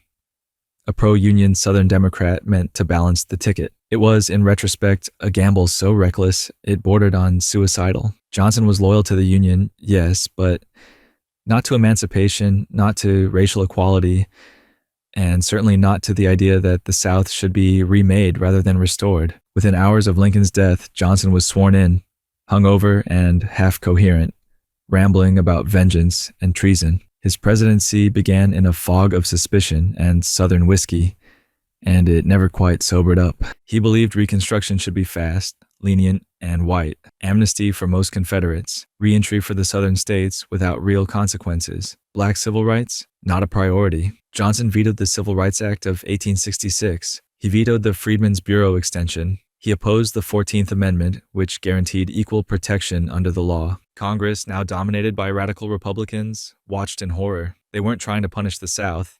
They were trying to reconstruct it, to build something better from the ashes. Johnson wasn't just in the way. He was swinging a hammer at the scaffolding. And then in 1867, the Tenure of Office Act was passed. It was a political trap disguised as a procedural law. It prohibited the president from removing certain officials without Senate approval. Congress knew Johnson would ignore it. They wanted him to, and sure enough, he did. He tried to fire Secretary of War Edwin Stanton, a Lincoln loyalist and radical Reconstruction ally. Stanton refused to leave. He barricaded himself in his office. Literally. It was absurd theater, but it gave the House what it needed. On February 24th, 1868, they voted to impeach Johnson. 11 articles of impeachment, abuse of power, violation of the Tenure of Office Act, disrespect for Congress, contempt for the law. The vote passed with ease. Johnson stood at the center of history not as a healer or a leader, but as a constitutional crisis wearing a suit. The trial moved to the Senate. Johnson didn't attend. He didn't apologize. He didn't pivot. He didn't even really campaign to save himself. He let his allies do the backroom work. And by a single vote, one, he was acquitted, not vindicated, not exonerated, just spared. But the damage was complete. Johnson's authority was shattered. His credibility, if it had ever truly existed, dissolved. He limped through the remainder of his term without allies, without policy, without consequence. He signed nothing of note. He retracted nothing. He left the presidency smaller than he found it, its moral authority hollowed out like a burned shell. The cruelty of Johnson's presidency wasn't just in what he opposed, but in what he wasted. The Civil War had ended. The North had won. The opportunity was there to reimagine the country, to build a republic that included everyone it claimed to represent. And Johnson, with Lincoln's pen still warm, could have written the next chapter. Instead, he scribbled over the margins. He tried to erase the footnotes. He handed power back to the very people who'd torn the nation apart, and let them do it again under a different name. His impeachment wasn't just about legality, it was about betrayal. The sense that the man sworn to lead had instead become an anchor tied to the ankles of justice. After leaving office, Johnson returned to Tennessee and nursed his bitterness like it was sacred. He ran for Senate again. He won. He bragged that the people had redeemed him. And then shortly after, he died. But redemption is subjective. The record stands. February 24th wasn't just the day Johnson was impeached. It was the day America looked in the mirror and saw how close it had come to losing Reconstruction before it ever began. Not because of open rebellion, but because of quiet sabotage. And then came Ulysses S. Grant. War hero, reluctant president, man of honor dragged into a cesspool of graft. His darkest day wouldn't come in war. It would come in peace. The day financial corruption exploded in full daylight. A Friday painted black by greed, betrayal, and the haunting realization that even victory can be bought. Ulysses S. Grant, September 24th, 1869, a date that would enter history as Black Friday. Not for war, not for loss of life, but for something far more American, a financial conspiracy so brazen and so corrupt, it nearly broke the national economy. On that day, President Ulysses S. Grant discovered that his own presidency had become a pawn in a con, a gilded deception forged not by enemies but by friends. It was his darkest day, not because he was complicit, but because he wasn't cynical enough to realize how easily he could be used. This wasn't the battlefield. This was Wall Street, and Ulysses S. Grant was about to learn that winning a war didn't mean you were ready for the peace that followed. To understand Black Friday, you have to understand Jay Gould and James Fisk, two financial alchemists with no use for morality and an endless appetite for wealth. They were speculators, manipulators, and masters of the early stock market, a wild west of paper wealth and whispered favors. Their goal? Simple. Corner the gold market, drive up the price, sell at the top, and make a fortune big enough to choke a god. But to do that, they needed one thing: silence from the federal government. Specifically, they needed the U.S. Treasury to not sell gold. If the Treasury dumped gold into the market, the price would crash, and their scheme would disintegrate. So, naturally, they set their sights on the one man who controlled that lever, President Ulysses S. Grant. Grant, to put it bluntly, was not a politician. He was a soldier, a man who thought in terms of strategy, honor, loyalty, and that made him vulnerable because politics isn't a battlefield. It's a poker game played with mirrors, and Grant was playing with men who could bluff while holding no cards. Gould and Fisk wormed their way into Grant's social circle through Abel Corbin, Grant's brother-in-law. Corbin, a greasy little operator in a waistcoat, played go-between, whispering in Grant's ear about stability, about national prosperity, about how keeping gold off the market would be good for the economy. What Grant didn't know, or didn't want to see, was that Corbin was already on Gould's payroll, that every suggestion, every dinner conversation, every offhand comment was part of a con. They weren't advising the president. They were baiting a trap. And for a while, it worked. The government paused gold sales. The price of gold surged. Speculators jumped in. Wall Street buzzed. Gould and Fisk smiled like sharks in a blood current. They were making millions on paper by the hour. The economy, meanwhile, was overheating. Farmers couldn't afford goods. Prices became erratic. Markets trembled. Then Grant started asking questions. He began to sense something was off. Maybe it was the rumors. Maybe it was the awkwardness in Corbin's letters. Maybe it was his innate sense, honed from years of command, that loyalty can curdle into betrayal when the stakes get high enough. So, on September 23rd, he acted. Grant ordered the Treasury to sell $4 million in gold. The next day, Black Friday, the price collapsed. Fortunes were obliterated in seconds. Panic tore through the New York Stock Exchange like fire through dry timber. Brokers screamed, banks teetered, entire investment firms folded before lunch. Thousands lost their savings. And Gould and Fisk, they escaped mostly intact, thanks to insider knowledge and quick exits. But Grant, he had survived Antietam, Vicksburg, the wilderness. He had stared down Lee and won. But now, in the cold clarity of September 24th, 1869, he realized he had been used. Not militarily, but politically, personally. His reputation, still glowing from war, had been leveraged like collateral. He had not profited. He had not conspired, but he had allowed. And that for Grant was unbearable. The press turned on him. Some accused him of being in on the scheme. Others painted him as a gullible stooge. Editorial cartoons showed him as a puppet of Wall Street, smiling dumbly while thieves robbed the vaults behind him. His political enemies feasted. His friends backed away. Grant, ever the stoic, didn't flinch publicly, but his personal writings grew darker, more defensive. He wrote bitterly about betrayal, about the limits of trust. His presidency, which had begun with hopes of healing and rebuilding, now trudged forward under a cloud of scandal, and Black Friday was only the beginning. The Grant administration would go on to be plagued by corruption scandals, Credit Mobilier, the Whiskey Ring, the Indian Ring. In most cases, Grant wasn't personally involved, but his loyalty to corrupt subordinates, his failure to see deceit when it stood right in front of him, became a pattern. He governed like a general, trusting his men, defending them until proven guilty, and politics devoured him for it. Still, Black Friday was the turning point, the day the illusion of incorruptibility cracked, the day Grant learned that virtue, unguarded, is an open invitation to exploitation. He finished his presidency, weathered, wounded, admired by some, pitied by others. He wrote his memoirs in poverty, dying of throat cancer, finishing them days before his death so his family could survive on the royalties, and his legacy, complicated, a war hero undone by peace, a principled man drowning in other people's greed. But history remembers turning points.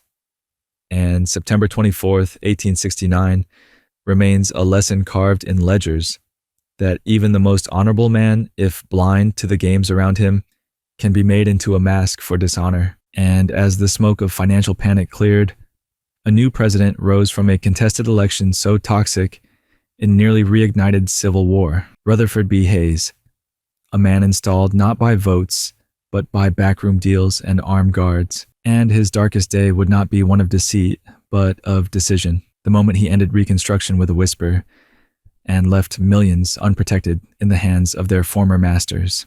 Rutherford B. Hayes, March 5th, 1877, the day after his secretive pre-dawn inauguration, Rutherford B. Hayes rode through the streets of Washington, D.C. under heavy military guard, surrounded not by jubilant crowds, but by silence and suspicion. Armed soldiers flanked the presidential carriage.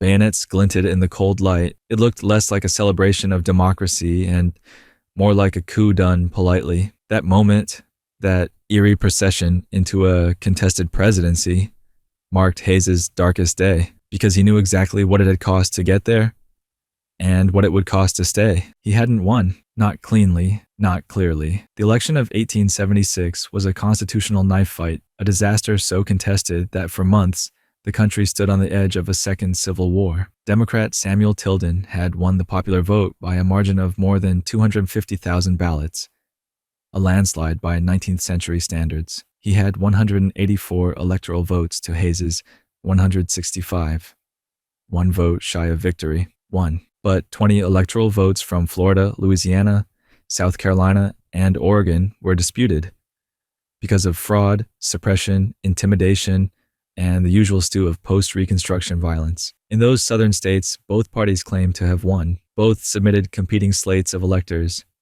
and so the election was thrown into chaos. Enter the Compromise of 1877, a backroom deal disguised as patriotism. In exchange for conceding the presidency to Hayes, Republicans agreed to withdraw all remaining federal troops from the South, effectively ending Reconstruction. It was quiet. It was unofficial. It was decisive. With the Union Army gone, Southern Democrats would retake control of their state governments. Black political power, briefly flickering to life in the post-war years, would be extinguished. Jim Crow would begin to rise from the ashes of compromise. Hayes, to his credit, didn't relish the deal, but he accepted it because the alternative was national fracture, another bloodletting. He believed that by stepping into the role, even through a poisoned process, he could reunite the country, bring peace, heal the wound. So on March 3rd, 1877, under cover of night and with little ceremony, Rutherford B. Hayes was sworn in at the White House. 2 days later, he held a public ceremony, surrounded by troops guarding a president from the people he was supposed to lead. The irony was exquisite. Hayes had fought bravely in the Civil War. He had taken bullets. He had watched friends die in the name of preserving the Union and emancipating the enslaved. And now, to save that same Union, he had made a deal that abandoned Black Americans to violence, disenfranchisement, and state-sanctioned terror. In the weeks that followed, he issued orders to withdraw federal troops from the last Reconstruction states. By April, they were gone. Southern Democrats, many of them former Confederates, reasserted control. Poll taxes, literacy tests, and lynch mobs returned. Black citizens were purged from the voter rolls and driven from elected office. Hayes had promised to protect their rights. Instead, he signed away their lifeline. He tried to justify it. He spoke of local self-government. He believed that reconciliation required trust, that Southern whites, once left to govern themselves, would eventually recognize Black citizenship as legitimate. It was naive. It was fatal, because they didn't. They closed ranks. They closed schools. They closed the door on black freedom for nearly a century. Hayes, meanwhile, governed as a man haunted by his own legitimacy. He refused to run for a second term. His opponents called him Rutherford. Even some supporters struggled to say his title without irony. He had won by law, not by love. In private, he wrestled with it. His diary entries speak of exhaustion, of a presidency shaped not by vision but by triage. He tried to implement civil service reform. He tried to heal North and South, but his first act had already defined him, and not in the way he hoped. March 5th, 1877 wasn't just a shadowed inauguration. It was the burial of Reconstruction, not with violence but with negotiation, not with blood but with paper. It proved that in America, even the most radical moral revolutions can be reversed with a well-timed handshake. And yet, from that ash heap of compromised principle would rise a man of conviction, if not caution. James A. Garfield.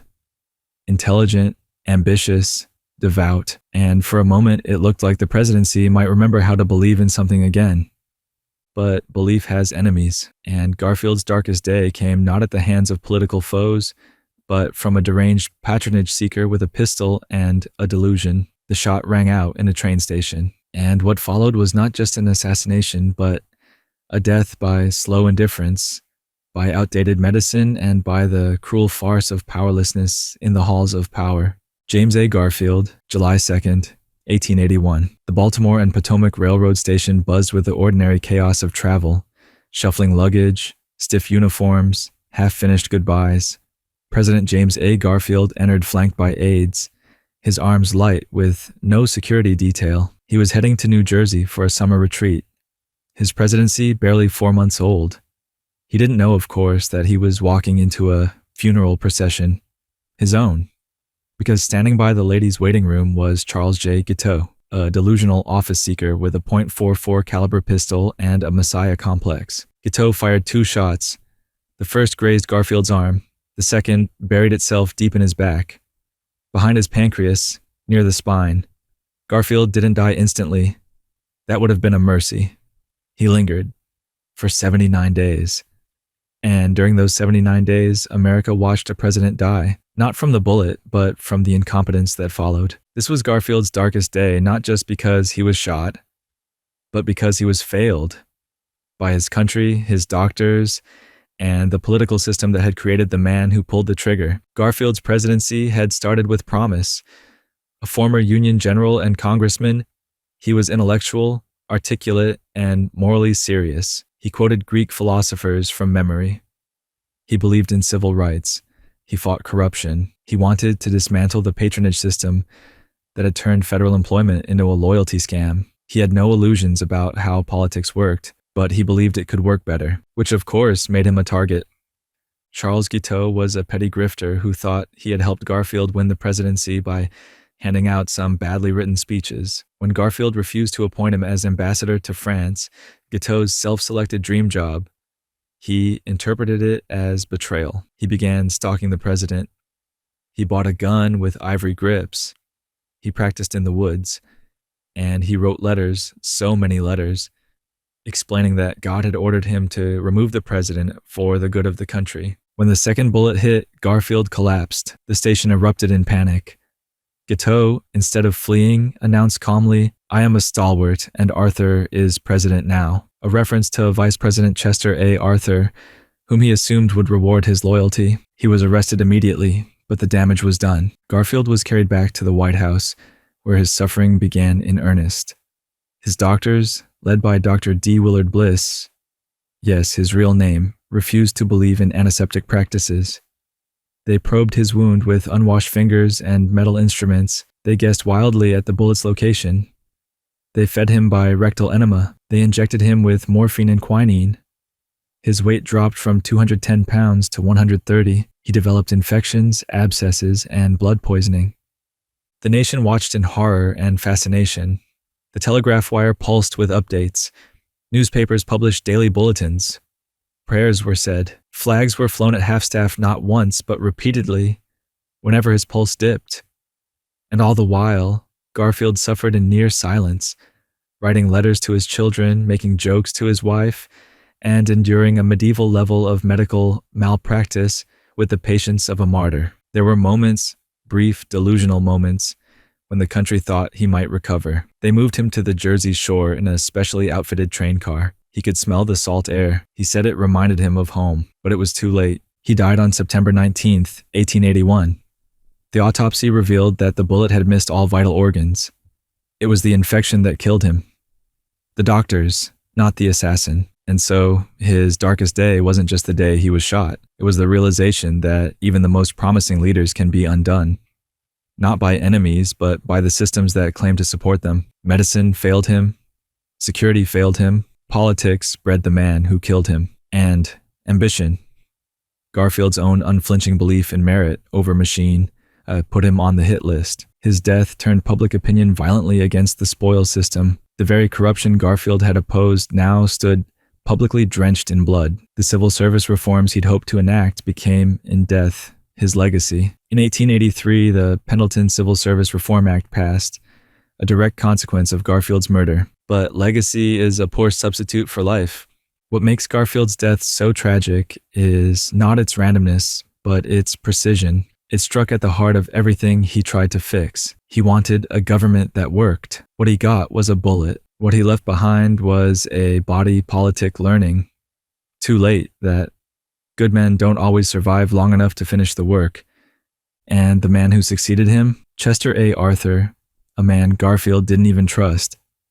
A man installed by party bosses, a man believed to be a machine puppet, would find himself haunted by Garfield's ghost. And on Arthur's darkest day, he wouldn't be assassinated. He wouldn't be impeached. He would sit alone, staring at a doctor's report that spelled out the end. Not of a presidency, but of him. Chester A. Arthur, November 17, 1882. Inside the private residence of the White House, President Chester A. Arthur received confirmation of a quiet death sentence. His personal physician had just delivered the diagnosis in restrained clinical tones: Bright's disease, a chronic and incurable kidney condition. His body, already weary from the burdens of a presidency he was never supposed to hold, was now turning against him. The man who had once been the embodiment of political patronage now faced a slow, undignified deterioration, and the knowledge that time was no longer on his side. Arthur didn't tell the public, not immediately. He barely told his staff. He chose instead to suffer in style. This was his darkest day, not just because of illness, but because of the staggering irony. Chester A. Arthur, the quintessential machine politician, the product of Tammany Hall and the spoils system, had spent his accidental presidency defying every expectation, and now, just as he had begun to outgrow the cynical caricature history had drawn of him, his body reminded him that redemption had a shelf life. He had come into office under a cloud, a vice president chosen for balance, not merit, thrust into the highest seat in the land after the death of James Garfield. Many assumed he'd be a disaster. Even Garfield had doubted him. Arthur had been the collector of the Port of New York, a job he turned into a factory for patronage, appointments, and self-enrichment. He was a loyal soldier of Senator Roscoe Conkling and the stalwart wing of the Republican Party, a man who owed his political survival to the very system Garfield had tried to dismantle. So when Garfield was assassinated by a deranged office seeker, many feared Arthur would turn the presidency into a spoils buffet, but he didn't. Instead, Chester A. Arthur did something no one expected. He changed. He reformed civil service. He signed the Pendleton Act into law, creating a merit-based system for federal employment. He alienated his old allies. He distanced himself from the machine. He refused to hand out appointments like cigars at a funeral. One journalist observed, "No man ever entered the presidency so profoundly and widely distrusted, and no one ever retired, more generally respected." But Arthur didn't bask in that transformation. He wore it with quiet melancholy, and when the diagnosis came in 1882, in the hollow calm after midterm elections, it clarified everything. His presidency had always felt temporary, accidental, borrowed. Now he knew it was terminal in every sense. He began to fade, slowly, with tailored grace. He worked less. He traveled more. He took long, unstructured vacation. He spent months in the Adirondacks trying to restore his health. Though he knew better, he rarely spoke of his condition. He kept up appearances. But behind the carefully groomed mustache and the custom-tailored suits, his body was breaking. And perhaps the real tragedy wasn't just that he was dying, but that he had finally become someone worth remembering. In his last year in office, he refused to seek re-election. He knew the campaign trail would kill him, and besides, his party didn't want him. He was too moderate for the radicals, too compromised for the base, too ghostly for the future. He returned to New York after leaving office, hollow-eyed and quietly fading. He burned nearly all his personal correspondence before he died, ensuring that history would have to piece him together from fragments. He said very little about his time in office, even less about what he'd felt during it. He died on November 18th, 1886, alone in his home, surrounded by fine things and few people. No memoir, no long farewell, just silence. November 17th, 1882 was the day Chester A. Arthur knew the clock had started ticking. And instead of panicking, he edited himself, became a better man in the little time he had. It didn't save him, but it saved his legacy. Because if Garfield died a martyr, Arthur lived like one in slow motion, sacrificing ambition for principle, power for reform, time for dignity. And yet his transformation barely made a dent.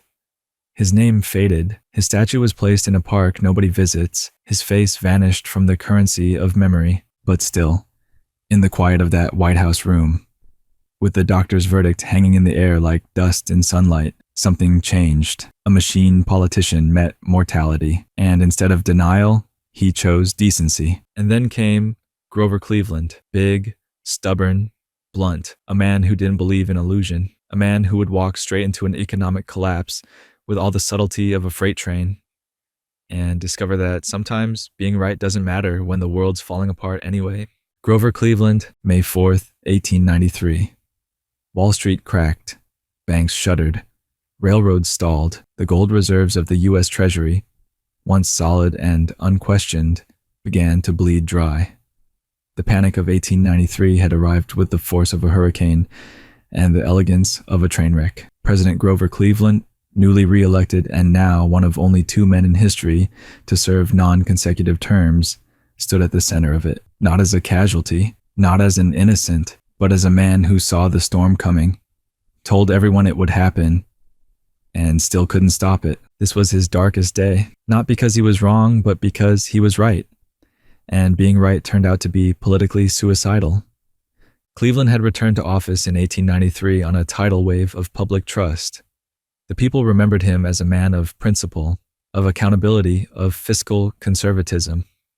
He was the grown-up in the room, the antidote to Benjamin Harrison's Republican extravagance. And now, the grown-up had to clean the mess. That mess, however, was more than just numbers and markets. It was systemic, structural, years in the making. The federal government had been operating on a gold standard, but silver inflationists, mostly from the West and South, had pushed through the Sherman Silver Purchase Act under Harrison. It required the Treasury to buy millions of ounces of silver each month with notes that could be redeemed in gold. In theory, it would support struggling farmers and miners. In reality, it set up a game of economic chicken between the paper promise and the gold beneath it. And by May of 1893, the gold was almost gone. Investors panicked. Banks failed. Credit vanished. Unemployment soared past 18%. Over 15,000 businesses collapsed. Bread lines formed. Coxey's army, an actual army of unemployed workers, marched on Washington demanding jobs. It was one of the worst depressions in American history, and it hit like a punch to the lungs. Cleveland had seen it coming. He had warned Congress. He had warned the public. But when it hit, he found himself politically stranded. His answer was to repeal the Sherman Act, to stop buying silver, restore gold confidence, and stabilize the economy through restraint. But restraint doesn't feed families. The repeal was bitterly contested. Free silver advocates screamed betrayal. Democrats split. Populists frothed. Cleveland, never one for charm, doubled down on cold economic logic. He called it sound money. They called it indifference. He refused to support public relief efforts. He believed government charity would corrupt the spirit of the people, that it wasn't Washington's job to bail out the jobless. Though the people support the government, he once said, the government should not support the people. It sounded noble in theory. It felt monstrous in practice. His aloofness, his sheer refusal to pander, made him look increasingly like a Gilded Age philosopher king, lecturing starving men about dignity. His party turned on him. Labor turned on him. The entire reformist energy of his first term curdled into political isolation, and then came the bond scandal. In 1895, desperate to bolster the gold supply and avoid default, Cleveland arranged a secret deal with J.P. Morgan and August Belmont to sell federal bonds in exchange for gold, bypassing Congress entirely. The deal worked. The Treasury stabilized.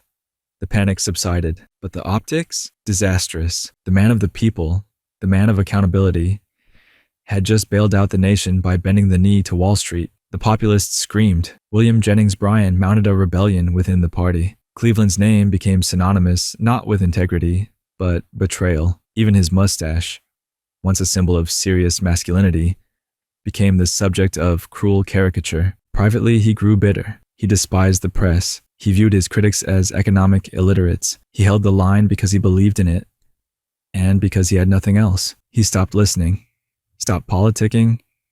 He became a policy island floating in a sea of fury. He left office in 1897, deeply unpopular, widely blamed, and politically exiled. But he refused to apologize. To the end, he believed he had saved the country. And, in a way, he had. The economy did eventually stabilize. The gold standard held. The nation survived. But he didn't. Not politically, not reputationally. Grover Cleveland died in 1908, a man praised for his principles but punished for his timing. History has been kinder to him than his era was. In the long view, he appears as a tragic figure, a man who clung to fiscal morality in a moment that demanded emotional empathy. May 4th, 1893 wasn't the collapse of the markets. It was the collapse of narrative, of belief in the idea that character alone can carry a country through economic fire. Benjamin Harrison, October 25th, 1892. The White House curtains were drawn, and the sound of footsteps echoed strangely through its halls. President Benjamin Harrison sat by the bedside of his wife, Caroline, as pneumonia drained her final breaths. Just 2 weeks before a contentious election, the First Lady of the United States, his closest friend, mother to his children, and quiet moral compass, slipped away. That day, everything else faded. The campaign, the crowds, even the presidency itself. This was Harrison's darkest day. Not just because he lost his wife, but because he lost her publicly. While the nation kept demanding answers, he no longer had the energy to give. Caroline had been ill for months, but politics doesn't wait for grief. As election day approached, Harrison's opponent, Grover Cleveland, the very man Harrison had unseated 4 years earlier, was crisscrossing the country, stoking populist fires. Harrison, meanwhile, stayed mostly in Washington, his campaign all but suspended as Caroline's condition worsened. She'd always preferred life out of the spotlight. She was artistic, thoughtful, and fiercely intelligent. As First Lady, she had modernized the White House with electricity, fought for women's education, and introduced quiet reforms. But by autumn of 1892, she was bedridden, coughing blood. And Harrison, rigid, reserved, not known for warmth, dissolved. He wrote of her with unbearable softness, called her the light of my house. As the doctors became blunt, Harrison became silent. And on October 25th, she died in the president's arms. The nation mourned, but the machinery of democracy moved on. Just days later, ballots were printed, newspapers resumed attack ads, and Grover Cleveland's campaign picked up speed. Harrison was still in mourning when the election delivered its second blow. He lost, badly. Cleveland reclaimed the presidency, the only person in U.S. history to serve 2 non-consecutive terms, and Harrison became a historical footnote with an unhealed wound. In the quiet weeks that followed, Harrison walked the White House halls alone. He refused to speak ill of the voters. He said little of the defeat, but friends noted a man hollowed by more than politics. He retired to Indiana, taught law, remarried years later, but those who knew him best said he was never quite the same. Because October 25th wasn't just the day he lost Caroline. It was the moment public service collided with private devastation, when duty demanded presence and grief offered none, and the presidency, in all its power, stood useless beside a deathbed. William McKinley, September 6th, 1901. President William McKinley stood in the Temple of Music at the Pan American Exposition in Buffalo, New York, his hand extended to greet a long line of citizens. He smiled gently, the way he always did, like a man too polite to suspect malice. The crowd surged forward in waves. Music played, flags waved. A man approached with a hand wrapped in a white cloth, as if covering an injury. McKinley leaned in to shake it.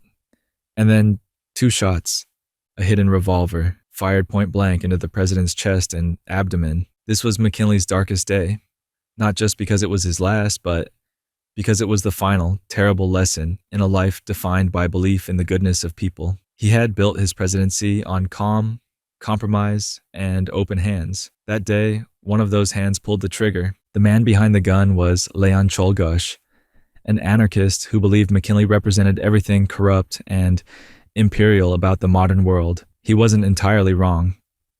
Under McKinley, America had become an empire. Puerto Rico, Guam, and the Philippines had all come under U.S. control following victory in the Spanish-American War. The annexation of Hawaii followed.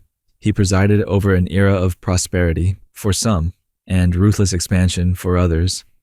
He was beloved by industry, respected abroad, and trusted at home. And in the eyes of radicals like Czolgosz, that made him a tyrant in a frock coat. After the shooting, McKinley didn't cry out. He didn't collapse in panic. His first words were, "Let no one hurt him." He meant the man who had just shot him. Even as blood soaked through his vest, McKinley remained calm, composed, presidential. He believed he would recover. So did the public. Early reports were optimistic. The bullet in his chest had been deflected by his sternum. The one in his abdomen? Surgeons couldn't find it, but they thought he'd be fine. He wasn't. The medical care, as with Garfield 20 years earlier, was crude and fatal. Sterilization was still more theory than practice. His intestines were sutured by hand in a hot room with unwashed tools. For days, McKinley seemed to improve. Then came the fever, the sepsis, the slow rot that began from within. By September 14th, he was dead. It wasn't just the end of a presidency. It was the symbolic death of an age, the final gasp of 19th century civility in a new, more dangerous America. McKinley had been a transitional figure, born in a log cabin, killed at a World's Fair. He was the bridge between Lincoln's mournful solemnity and Roosevelt's kinetic bombast. And like many bridges, he was trampled on the way to something louder. What makes McKinley's darkest day so chilling is how preventable it was. He had been warned. His aides had begged him to cancel the event, to increase security, to avoid shaking hands in public. But McKinley believed in accessibility. He thought the people had a right to see him, touch him, speak to him. He thought the presidency was not a throne, but a public trust. That trust killed him. Czolgosz acted alone. He was electrocuted in October after a trial that lasted just 8 hours. He refused to apologize. "I killed the president because he was the enemy of the good people," he said. McKinley's body was buried in Canton, Ohio, under a monument that now stands mostly forgotten. But in 1901, it meant something, because McKinley's death marked the end of one kind of presidency, the soft-spoken, backroom, consensus-driven leadership of the Gilded Age, and the explosive beginning of something new, something energetic, something unpredictable. That something was Theodore Roosevelt, and if McKinley's darkest day was the moment when optimism failed, Roosevelt's would be the moment when confidence cracked, when the markets collapsed in his second term, and he realized that no amount of charm or chest beating could control the panic of capitalism unchained. A president who seemed invincible, brought low not by bullets, but by banks. Theodore Roosevelt, October 22nd, 1907. Wall Street staggered, banks froze withdrawals, and the New York Stock Exchange trembled on the edge of total collapse. Panic gripped the city like a fever. In the gilded offices of Manhattan's financiers, the richest men in America stared down the barrel of a full-scale economic catastrophe. And in Washington, President Theodore Roosevelt, the Rough Rider, the trust buster, the man who charged up political hills with fists flying, was powerless. No cavalry, no executive order, just a storm he couldn't punch. This was Roosevelt's darkest day. Not because he had failed to lead, but because the problem in front of him didn't care about leadership. It cared about liquidity, and his toolbox was empty. The panic of 1907 wasn't just another market dip. It was a slow-motion implosion born from speculation, arrogance, and financial opacity. Banks had overextended. Trust companies, essentially unregulated shadow banks, had taken wild risks in the stock market. And when one of them, the Knickerbocker Trust Company, collapsed, fear spread like rot. People lined up outside banks demanding their savings. Brokers jumped from windows, and America's faith in its financial institutions turned brittle overnight. Roosevelt had seen it coming, kind of. He'd spent his presidency targeting monopolies, cracking down on corporate corruption, dragging J.P. Morgan and Standard Oil through the courts. He didn't hate wealth. He hated irresponsibility. But when the economy began to stutter, his aggressive rhetoric spooked investors. Wall Street blamed him for creating an atmosphere of hostility. Roosevelt, in response, doubled down. "We don't want panic," he said. "But we don't want thieves either." And then came October. The panic hit hard. Banks failed. Credit froze. Gold reserves dwindled. The Treasury was short on cash. There was no Federal Reserve, no central bank to pump stability into the system. The government had no financial parachute. So Roosevelt turned to the last person he wanted to rely on, J.P. Morgan. Morgan was everything Roosevelt despised: a titan of finance, a monopolist, a walking embodiment of the oligarchy. But he was also the only man in America who could stop the bleeding. At 70 years old, half blind, and prone to theatrical grumbling, Morgan stepped in like a private central bank. He corralled bankers into his library, locked the doors, and refused to let them leave until they pledged millions to stabilize the market. Meanwhile, Roosevelt in Washington played spectator to his own economic crisis. He authorized the Treasury to deposit federal funds into solvent banks, a desperate attempt to calm the markets, but it wasn't enough. Not without Morgan. And that's what made October 22nd so bitter. Theodore Roosevelt, the most powerful man in the nation, the man who had taken on coal barons and imperialists, had to watch as the same plutocrat he'd spent years demonizing stepped in to save the economy. And worse, it worked. Morgan's intervention stopped the panic.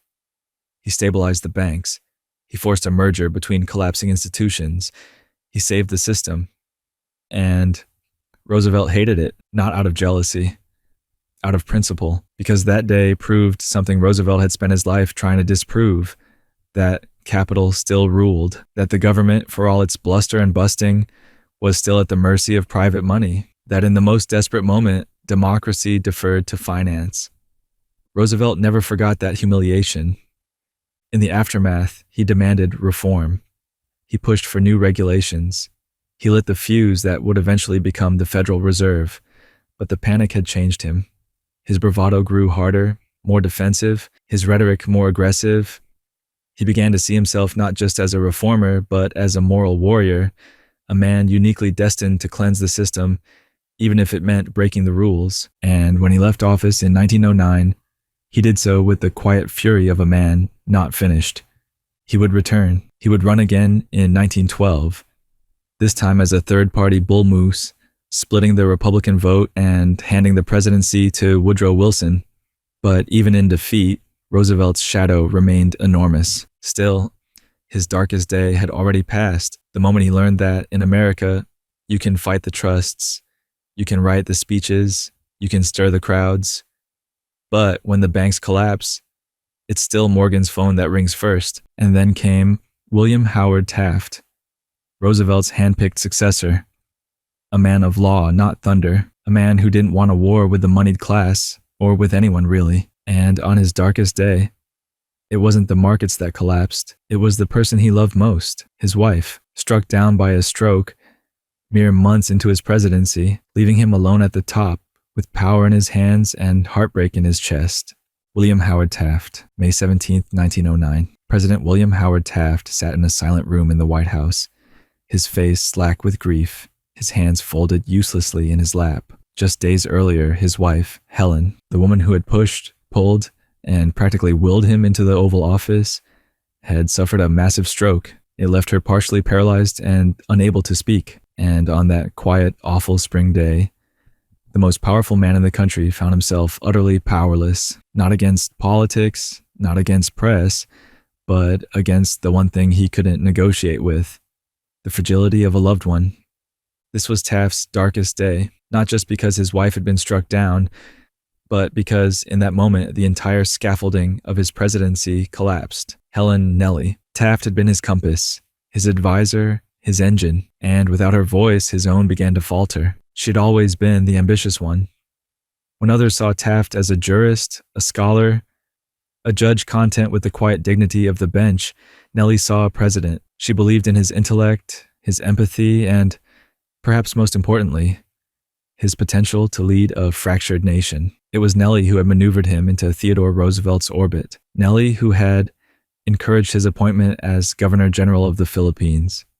Nellie who had prodded him again and again out of judicial retirement and back into political life. And when he won the presidency in 1908, it was Nellie who packed her bags with plans. But just a few months into his term, it all unraveled. On May 14th, during a carriage ride along the Potomac, she suffered what was first thought to be a fainting spell. By nightfall, it was obvious something more serious had occurred. Doctors were summoned. Diagnoses were vague, but the signs were clear. A stroke had robbed her of speech and coordination. By May 17th, she couldn't move her right side. She couldn't form sentences. She could barely recognize visitors. And the man who had always leaned on her, the man she had molded into a statesman, was now left to steer the presidency alone. The impact was immediate and invisible. Taft didn't cancel meetings. He didn't deliver a dramatic address. He simply dimmed. His public demeanor remained warm, even jovial, but something had retreated inside him. His political instincts, never sharp to begin with, dulled further. He made decisions slowly, cautiously. His once promising alliance with Roosevelt began to sour. The progressive wing of the Republican Party drifted. The press, hungry for another Roosevelt, found Taft plodding, hesitant, uninspiring. And all the while, Nellie lingered in the residence, slowly recovering, unable to fulfill the role she had so desperately desired, First Lady as political force. She had planned to be an activist hostess, to wield soft power through salons, appointments, influence, to transform the White House into a cultural hub. But now she sat in silence, relearning how to speak, one syllable at a time. Taft spent long evenings at her side, reading to her, practicing letters, pointing to objects, and naming them. It was devotion, not performance. But it was also despair. Without her, the presidency felt alien. He was a man who had never wanted to lead. He had wanted to judge. He had accepted the nomination because Roosevelt had asked, because Nellie had insisted, because duty is a hard thing to say no to when everyone else is calling it destiny. And so, in the months that followed her stroke, Taft carried on, but increasingly alone, isolated, politically outflanked by Roosevelt, who began to criticize him publicly, hammered by progressives for being too conservative, dismissed by conservatives for being too reform-minded. He tried to hold the center, but the center was collapsing. By 1912, Roosevelt ran against him. The party split. Taft lost in a landslide, finishing third behind both Roosevelt and Woodrow Wilson. His presidency, once seen as the continuation of Roosevelt's energy, had become a lesson in quiet collapse. And it all began on May 17th, 1909. Not with a scandal, not with a blunder, but with a silence. A room, a woman unable to speak, and a husband who suddenly had too many words and no one to share them with. Nellie did eventually recover much of her speech. She would return to public life in small ways. She lived long after Taft left office, but the damage to his presidency was permanent. The engine had sputtered. The guidance was gone. He would later find his true calling, appointed as Chief Justice of the United States, the job he had always wanted, the robe he had never stopped dreaming about. He was the only man to ever lead both branches of government, but he was never again the president. That title, once gilded with possibility, had always belonged more to Nellie than to him. And then came Woodrow Wilson, professorial, austere, sharp as glass, and just as fragile. A man who entered the White House with idealism in his veins, only to have it drained on the killing fields of Europe. His darkest day wouldn't come in battle, but in the quiet aftermath, a stroke of his own that left him half paralyzed, clutching onto power while the Republic debated whether the presidency itself had quietly died with his body. Woodrow Wilson, October 2nd, 1919. Inside a darkened bedroom of the White House, Woodrow Wilson lay paralyzed on his left side, barely able to speak, half blind, emotionally volatile.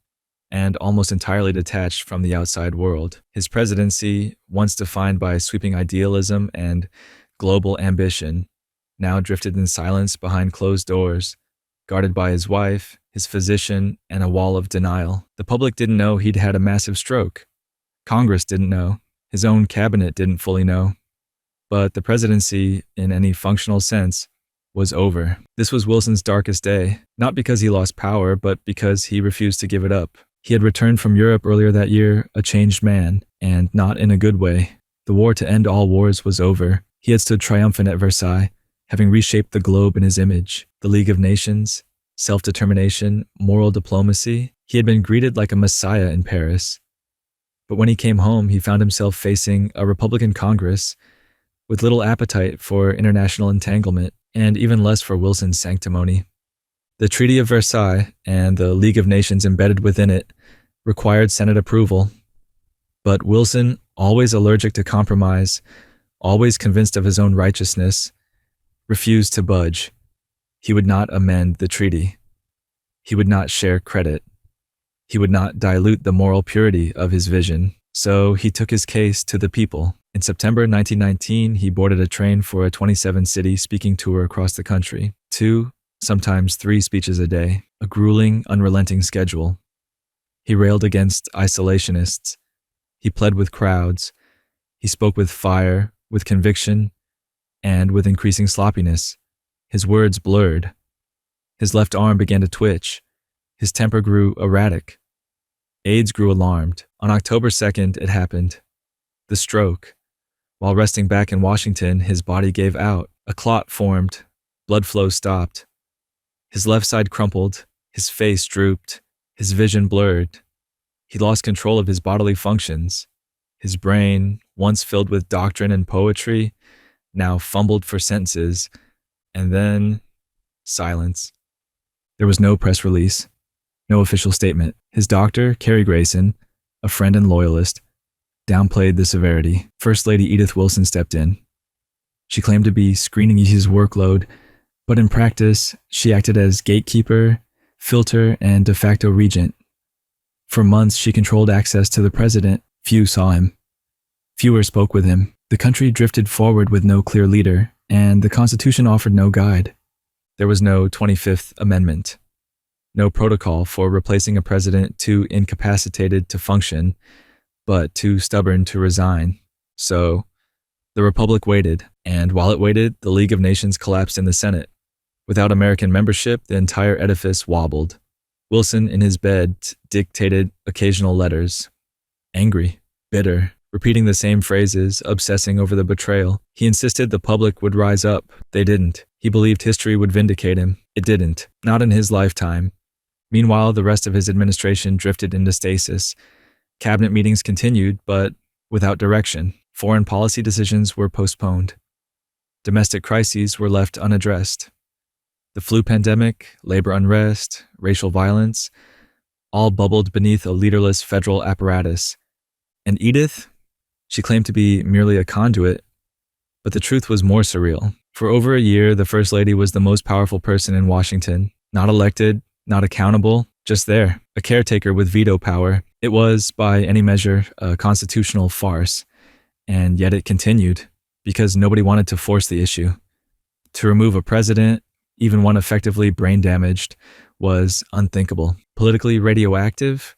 So they waited for the election. In 1920, Wilson, still bedridden, still insistent, hoped to run for a third term.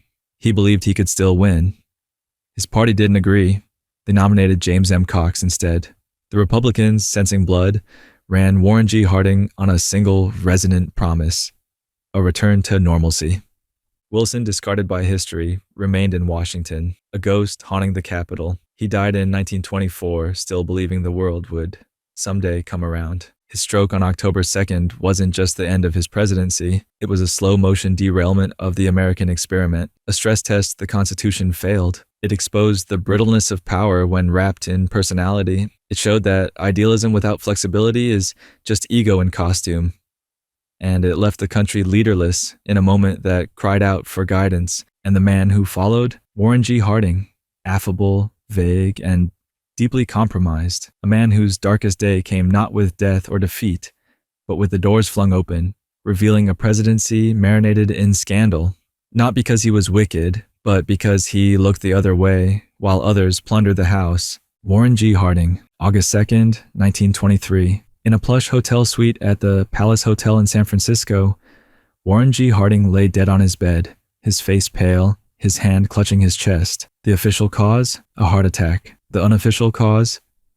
A presidency rotting from the inside out. Harding died not in disgrace, but right before it could fully bloom. His darkest day wasn't marked by impeachment or indictment. It was marked by the grim, silent realization that the walls were closing in, and that the people closest to him had spent his term looting the Republic like it was a speakeasy on fire.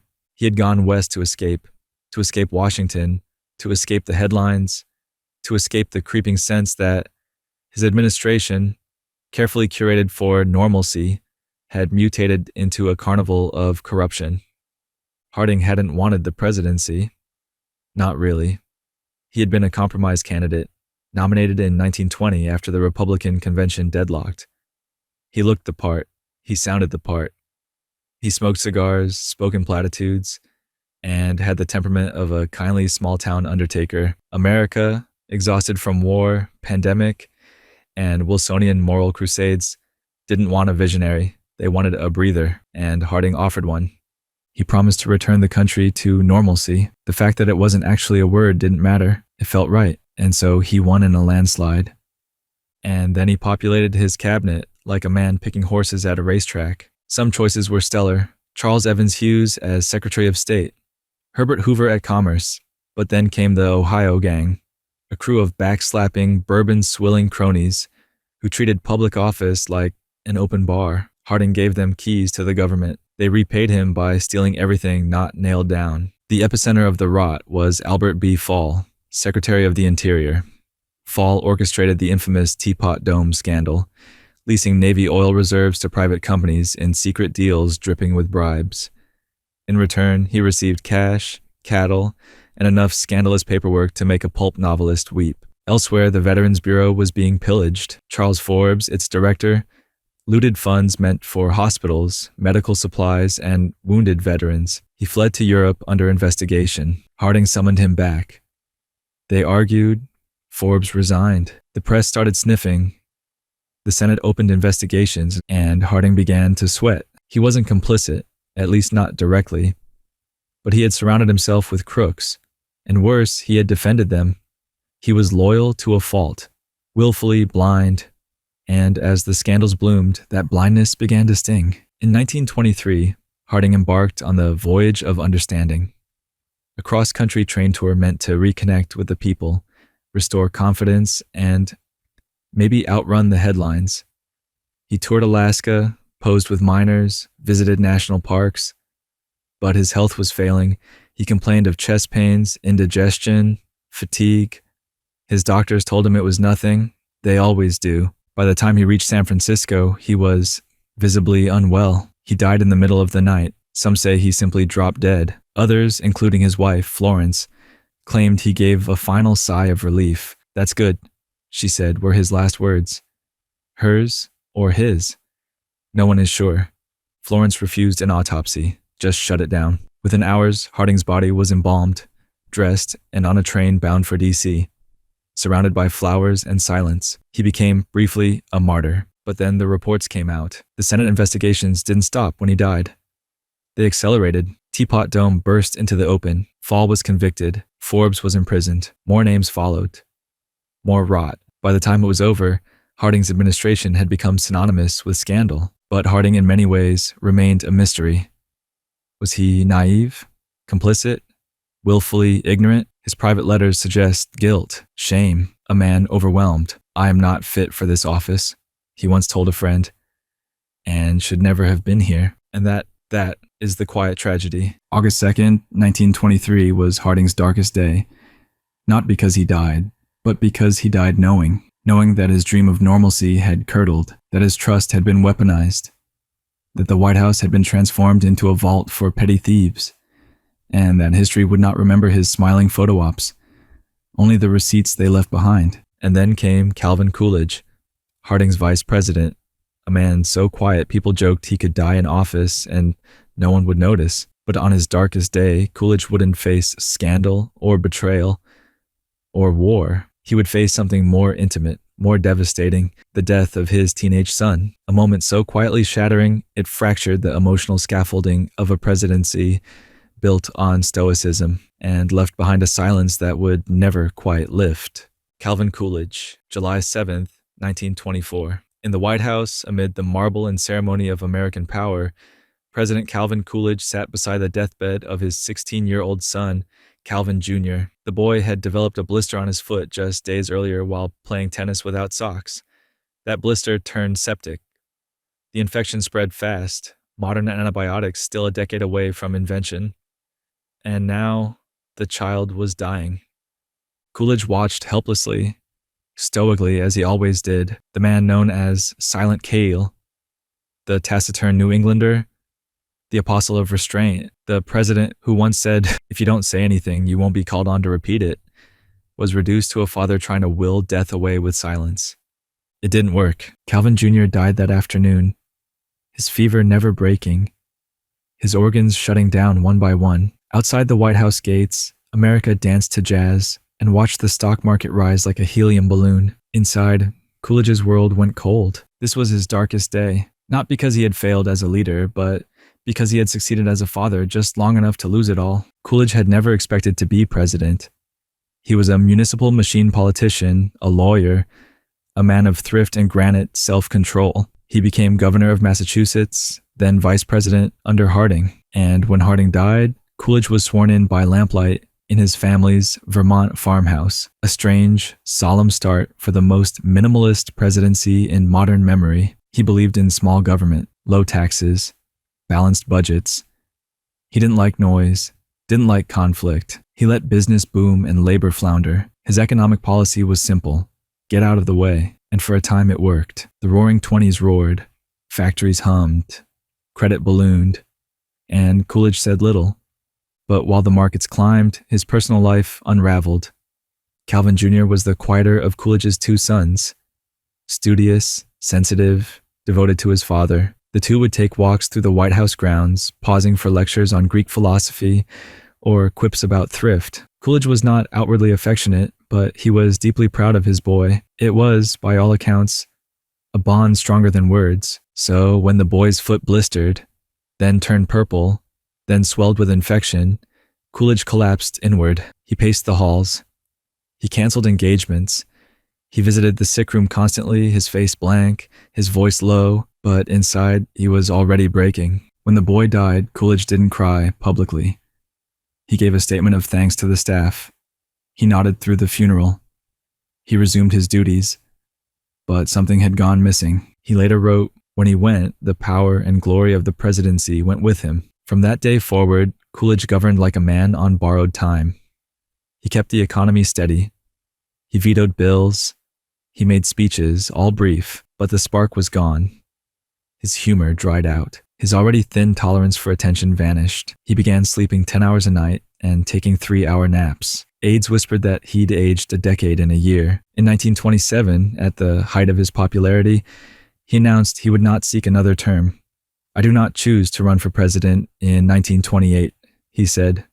Not because he couldn't win, because he no longer wanted to. The job, once imbued with meaning, now felt hollow. He retired to Northampton, Massachusetts, wrote a memoir, sat on the porch, said little. He died suddenly of a heart attack in 1933, just before the full horror of the Great Depression revealed the fragility of the system he had presided over with such passive confidence. Coolidge's presidency remains a paradox, a time of peace and prosperity led by a man grieving so quietly most of the country never noticed. He didn't fail as a president, but after July 7th, 1924, he was done trying to succeed.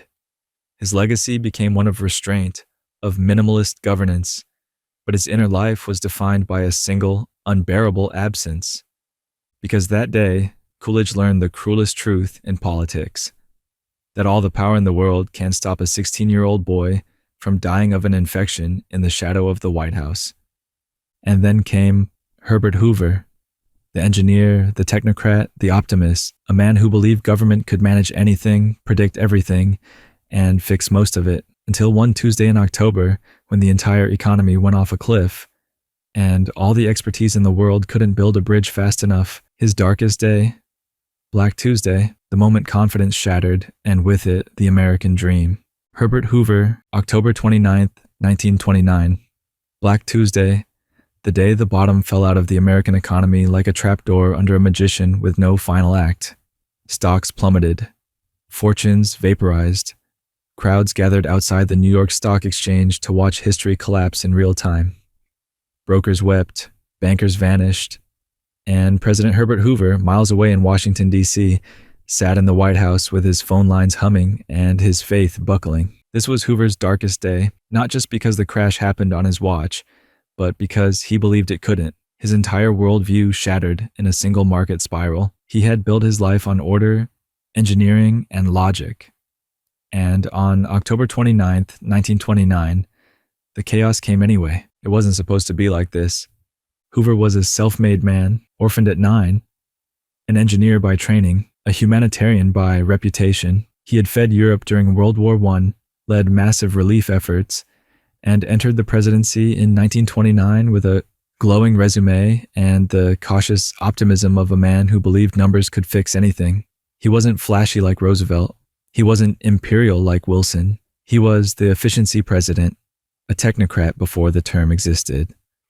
And the economy, when he took office, seemed to agree. The 1920s had been roaring. Stocks rose daily. Banks multiplied. Everyone, it seemed, was investing, even on margin, borrowing money to buy shares in a market that only went up. It was a house of cards, but it glittered. Hoover, famously cautious, had warned of speculation, quietly, respectfully. He didn't want to spook the markets. He believed in voluntary regulation, in the wisdom of industry to police itself. He believed government should guide, not control. But markets don't care what you believe. In late October, a whisper of doubt turned into a shout of fear. Stocks began to fall. Investors rushed to sell. Margin calls triggered more sales. Prices collapsed in minutes. Banks faltered. Lives were erased before lunch. And then came Black Tuesday, the worst single-day crash in U.S. history. 16 million shares changed hands that day. Billions in wealth disappeared. But more than money was lost. Confidence died. The public stopped trusting the system, and Hoover, standing atop it, found himself staring into an abyss of his own making. He responded the only way he knew how, methodically. He met with bankers. He organized committees. He encouraged businesses to maintain wages. He rejected direct federal relief, fearing it would create dependence. Prosperity is just around the corner, he famously declared. The phrase became a national joke. As the Depression deepened, Hoover's ideas began to rot in the spotlight. Unemployment soared past 25%. Banks collapsed by the hundreds. Bread lines stretched for blocks. Farmers dumped milk into ditches while children starved. And Hoover, trapped by his ideology, refused to believe the government should, or could, intervene directly. He authorized loans to banks, railroads, and insurance companies through the Reconstruction Finance Corporation, but refused to send cash directly to families. When veterans of World War I marched on Washington in 1932 to demand early payment of their promised bonuses, he sent in the army, tanks, and tear gas against starving men. The images haunted him. The press called them the Bonus Army. Hoover called them agitators. His reputation calcified, cold, indifferent, aristocratic, detached. Hoovervilles, shantytowns of the unemployed, sprang up across the country. Hoover blankets were newspapers, Hoover flags were turned out pockets, and yet behind the disdain was a man in agony. Hoover cared, desperately, but he believed in a version of America that no longer existed. His tragedy wasn't malice, it was mismatch. He thought he was solving a malfunctioning engine. In reality, the whole machine had exploded. He lost the 1932 election to Franklin Delano Roosevelt in a landslide. It wasn't even close. As he left the White House, he was greeted with jeers. He returned to private life a haunted man, humiliated, reviled, and heartbroken. But history over time began to reconsider. He later chaired commissions, advised presidents, wrote books. He outlived many of his critics, died in 1964, and was buried not far from where he was born, a man who never quite escaped the shadow of 1929. October 29th wasn't just the collapse of the stock market. It was the collapse of a worldview, the belief that smart men with the right tools could fix everything. Without getting their hands dirty, Hoover watched the system fall and refused to believe that sometimes a president needs to stop managing and start transforming, and that transformation came in the form of his successor, Franklin D. Roosevelt, a man of confidence, charisma, and calculated optimism. But even Roosevelt would face a day where optimism wasn't enough. His darkest day came with fire in the Pacific, smoke in the sky, and 2,403 dead in the water. The day America could no longer watch from the sidelines. The day called Pearl Harbor. Franklin D. Roosevelt, December 7th, 1941. The morning broke calm in Washington, D.C. President Franklin Delano Roosevelt was finishing a late breakfast, reviewing documents, calm as ever, the steady hand of a nation still clinging to neutrality as Europe tore itself apart. And then the call came, a surprise attack, over 2,000 dead, battleships burning, bombs falling in paradise. Pearl Harbor had been hit, not in theory, not in headlines, but in fire and steel and American blood.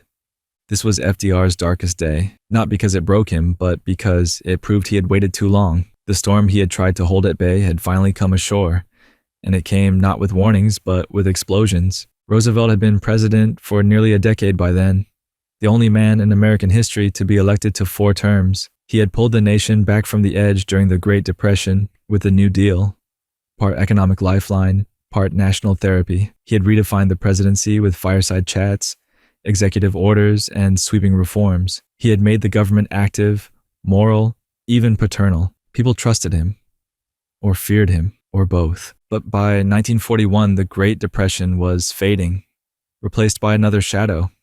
Hitler in Europe, Mussolini in North Africa, Japan and China. The world was already on fire, and Roosevelt was holding a bucket of water, standing at the edge, half in, half out. He wanted to help.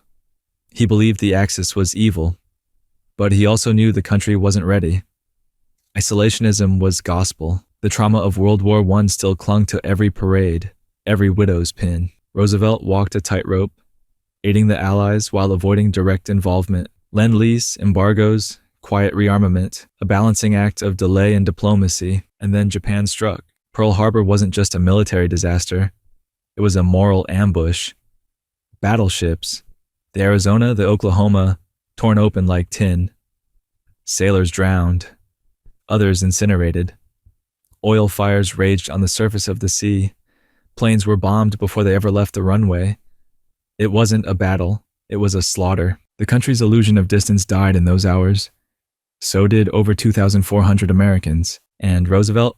He did not flinch. That's what he was good at. He was never the most honest, never the most transparent. But he was, without question, composed. The day after the attack, December 8th, he addressed Congress. Standing upright with steel braces locked into his legs, he delivered one of the most famous speeches in American history. Yesterday, December 7th, 1941, a date which will live in infamy. The words were clean, deliberate, not poetic, but surgical. He requested a declaration of war, and Congress gave it without dissent, save for one vote. But behind that public poise was fury, guilt, maybe even relief. He had known war was coming. He had known America could not remain untouched, but now the choice had been made for him. No more balancing, no more ambiguity. The sleeping giant had been kicked in the teeth. That day altered everything. The New Deal faded. The arsenal of democracy roared to life. Roosevelt became a wartime president, and he rose to it. For a while, rallied the country, directed the military, managed Churchill and Stalin like a chessboard with live pieces. But December 7th never stopped echoing, because for all the resolve it summoned, it also marked the death of American innocence. The belief that oceans were walls, that diplomacy could outpace aggression, that moral clarity always came before crisis. And Roosevelt knew it. He aged visibly. His health declined. He took on secrets, the Manhattan Project, internment camps, espionage. The war made him more powerful than any president before him. and more haunted. By the time he won a fourth term in 1944, he was physically broken. He died just months into it, April 1945. Before seeing the end of the war, before seeing the mushroom clouds, before seeing what had become of the world he'd tried to preserve. December 7th wasn't the beginning of Roosevelt's failure. It was the moment he was handed the tab. The delay was over. The reckoning had come.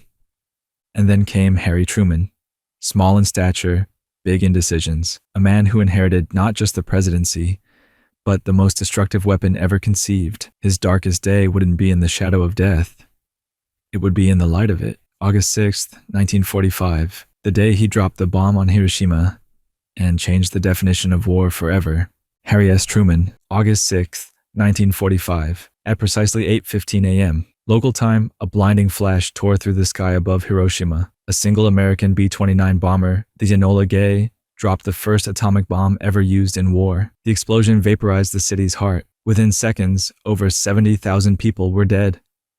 Mothers, children, factory workers, soldiers, school teachers, their bodies burned to outlines on stone. Those who survived stumbled through ruins with skin melting from their bones. And in the Oval Office, President Harry S. Truman sat tensely awaiting word of the strike's success. When the news came, it was clinical. The weapon had detonated. The mission had succeeded.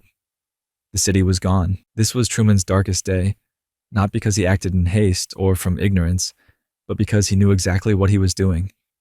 And he did it anyway. Truman wasn't supposed to be president, not really. He'd been added to the 1944 ticket as a safe, moderate pick, someone who wouldn't rock Roosevelt's boat. He had barely been vice president for 3 months when FDR died. He hadn't even been briefed on the Manhattan Project until after he was sworn in. And then suddenly, he was the most powerful man on earth, holding the keys to a weapon capable of ending civilizations. By July 1945, the bomb was ready. The war in Europe was over. But Japan, battered and starving, refused to surrender. The military predicted that a full-scale invasion of the Japanese mainland could cost hundreds of thousands, possibly millions, of lives. The Pacific had already bled for years.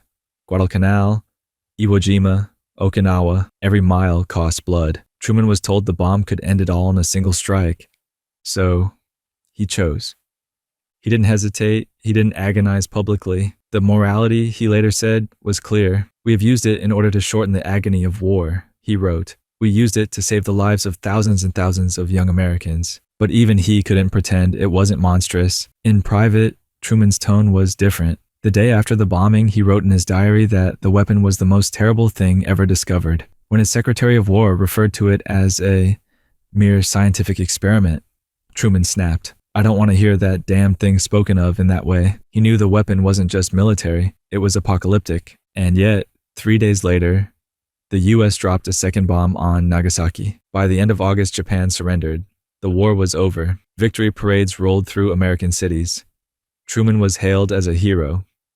Newspapers cheered, but something had shifted. Because with the bomb, Truman hadn't just ended a war. He'd altered the human condition. He had drawn a new line between past and future, one in which warfare could no longer be contained by battlefields or moral limits. He had also opened the door to the Cold War. The nuclear standoff, the arms race, the policy of mutually assured destruction. The Soviets had spies inside the Manhattan Project. Within 4 years, they had a bomb of their own. The age of total war had morphed into the age of total deterrence. And Truman, he carried on. He launched the Marshall Plan, integrated the military, recognized Israel, fired General MacArthur. He governed with grit and at times with surprising decency. But the shadow of Hiroshima never left him. It never could. His defenders say he had no choice, that the alternative was worse, that every president since has lived under the burden of that decision so they wouldn't have to make it again. His critics say he crossed a line that should never have existed. But in the end, the question isn't whether Truman was right. It's whether rightness even applies when the act itself shatters the scale. August 6th wasn't just the worst day of his presidency.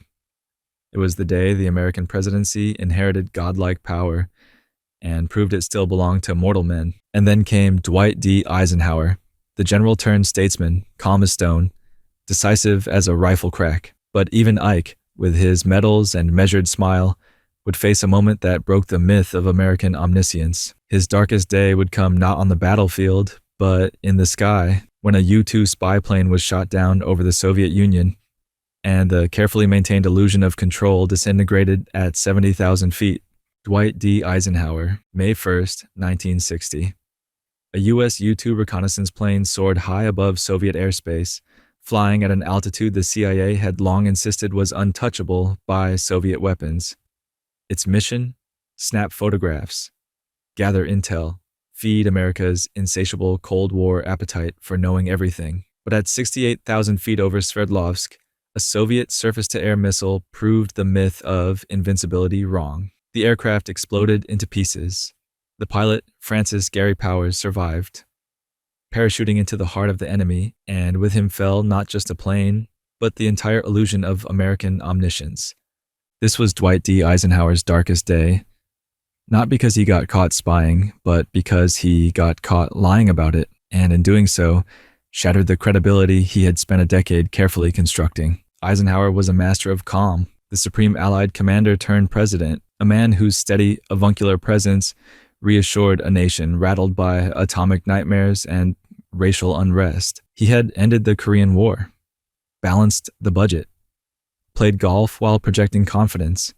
But beneath the genial exterior, Eisenhower's presidency was a choreography of Cold War paranoia. He approved coups in Iran and Guatemala, backed clandestine operations against Castro, and, most notably, authorized high-altitude surveillance flights over Soviet territory with a wink and a shrug. The U-2 program was cutting-edge espionage.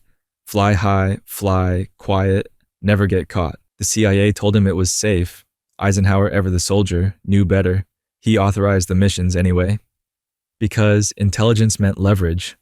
Leverage meant peace. Peace, however, ironically, required deception. But on May 1st, 1960, the deception snapped like a steel wire. The Soviets knew the U-2 had crashed. They had the wreckage. More importantly, they had Powers, alive, talking, cooperative. But they didn't announce it immediately. Instead, they waited. They wanted to see how the U.S. would respond. And respond it did. Poorly. The initial White House statement claimed a weather plane had gone missing over Turkey. A simple atmospheric research mission gone off course. A tragic accident. Nothing suspicious. A lie. Eisenhower signed off on it. But Nikita Khrushchev, gleefully patient, then dropped the truth. We have the pilot. We have the photos. We know exactly what you were doing. The White House was caught mid-lie. Pants down, hands out. Credibility evaporating. Eisenhower was cornered. He had two options: double down or come clean. He chose the latter. He admitted the U.S. had been conducting surveillance flights for years. He said it was necessary. Defensive, not an act of war. Just one of those unpleasant Cold War realities. But the damage was done. The Paris Peace Summit, scheduled for mid-May, imploded before it began. Khrushchev stormed out. The brief thaw in U.S.-Soviet relations flash froze. Eisenhower's dream of ending his presidency with a legacy of reconciliation, of bridge building between the nuclear giants, vanished into jet smoke. At home, the reaction was mixed. Some called the mission justified. Others were shocked that Eisenhower, the fatherly statesman, had been directing covert flights all along. The press, unusually skeptical of Ike, pressed him on trust, secrecy, and the risk of escalating the Cold War. He looked tired, deflated, not defeated exactly, just profoundly disappointed. And in that disappointment lay the real weight of the day. Eisenhower had always believed in quiet strength, in backroom diplomacy, in keeping the world from boiling over through control of emotions, of weapons, of narratives. But the U-2 incident showed the limits of control, that even the most disciplined leadership can be undone by a single lie, exposed at the wrong altitude. He spent the remaining months of his presidency issuing warnings against the military-industrial complex, against overconfidence in American power, against the seduction of endless secrecy. Warnings that would only grow more relevant, because his successor, John F. Kennedy, would inherit not just the Cold War, but the myth of control, still smoldering. And on his darkest day, there would be no plane, no parachute, no plausible denial, just a slow drive through Dallas, a sunny day, a bullet in the head, and a nation frozen in time. John F. Kennedy, November 22nd, 1963, Dallas, Texas. A convertible glided through Dealey Plaza beneath a blue, cloudless sky. The President of the United States sat smiling in the back seat, youthful, vibrant, a war hero in a silk tie. Jackie beside him, radiant in pink. Crowds lined the streets, waving, cheering. And then at 12:30 p.m., a sound split the air. Not one sound, but three. A stuttered punctuation to the American dream. The first bullet missed. The second tore through his back and throat. The third shattered his skull. Brains spilled across the trunk of the car. Jackie climbed onto it, reaching for something that could never be put back together. The limousine didn't stop. The cheers turned into screams. And just like that, John F. Kennedy was gone. This was his darkest day. Not because of his death alone, but because of everything that died with him. Kennedy was more than a president. He was an idea. Youth, charm, possibility. Camelot. Not the real place, but the fairy tale. And fairy tales, by nature, don't end well. He had entered office in 1961 with a swagger that masked deep fragility. He was sick. Addison's disease, chronic back pain, a pharmacy's worth of pills taken daily. But the camera never saw that. It saw the toothy grin, the confident stride, the first Catholic president. He promised a new frontier. He promised to put a man on the moon. He promised the country could be young again. But behind the charisma was chaos. He inherited the Bay of Pigs operation from Eisenhower, a CIA-backed invasion of Cuba by anti-Castro exiles. It failed catastrophically. Kennedy took the blame, publicly, stoically, but it made him wary of the very intelligence agencies he relied on. He distrusted their advice, but used them anyway. Then came the Cuban Missile Crisis, 13 days that brought the world to the brink of nuclear war. Kennedy faced down Khrushchev, navigating diplomacy with the nerve of a poker player holding no cards. It worked. Barely. The missiles were removed, but the terror lingered. Inside the White House, Kennedy paced, alone, often in pain. Outside, the public crowned him a genius. But there were cracks. The civil rights movement demanded justice. Kennedy gave words, but delayed action. He feared alienating Southern Democrats. Martin Luther King Jr. marched while Kennedy hesitated. It wasn't until 1963, just months before his death, that Kennedy finally declared civil rights a moral crisis. He began to move, too late for many, just in time for history to notice. And then there was Vietnam, a war still simmering. Kennedy had sent military advisors. He had greenlit coups. He had played both sides of a game that would consume his successors. Whether he planned to escalate or withdraw remains debated. His tapes, his memos, his men, they all say something different. But the bullet doesn't care. The assassination wasn't just a murder, it was a rupture. The Zapruder film, 26 seconds of home video horror, would be watched frame by frame for decades. Kennedy's body was rushed to Parkland Hospital. He was pronounced dead at 1 p.m. The motorcade sped away. Lyndon B. Johnson was sworn in aboard Air Force One as Jackie stood beside him, still wearing her blood-soaked dress. The official story, Lee Harvey Oswald. A lone gunman, a Marxist drifter. He was arrested, then shot, live on national television by Jack Ruby, a nightclub owner with mob ties. The Warren Commission declared it a solo act. The public declared, no way. Conspiracy theories bloomed like mold in a locked room. The CIA, the Mafia, the Cubans, LBJ, the Russians. Some said Jackie knew. Some said Oswald didn't fire a shot. Others swore there was a second shooter on the grassy knoll. To this day, most Americans don't believe the official version. But in a way, the truth matters less than the fracture. Because November 22nd wasn't just the death of a man. It was the death of consensus. The moment America stopped trusting its government, stopped believing in neat endings, the 60s would unravel from there. Vietnam, riots, assassinations. The center would not hold. Kennedy's darkest day was also America's. A shared trauma filmed in daylight. A nation shocked out of innocence by 3 rifle cracks and a pink Chanel suit stained red. And then came Lyndon B. Johnson, the master legislator, the New Dealer reborn, the Texan steamroller who passed the Civil Rights Act and declared war on poverty. But even he, for all his power, would have a day when that power betrayed him. The Tet Offensive, the moment the Vietnam War flipped from winnable to cursed, when body counts drowned speeches, and the American people stopped believing the voice from the podium.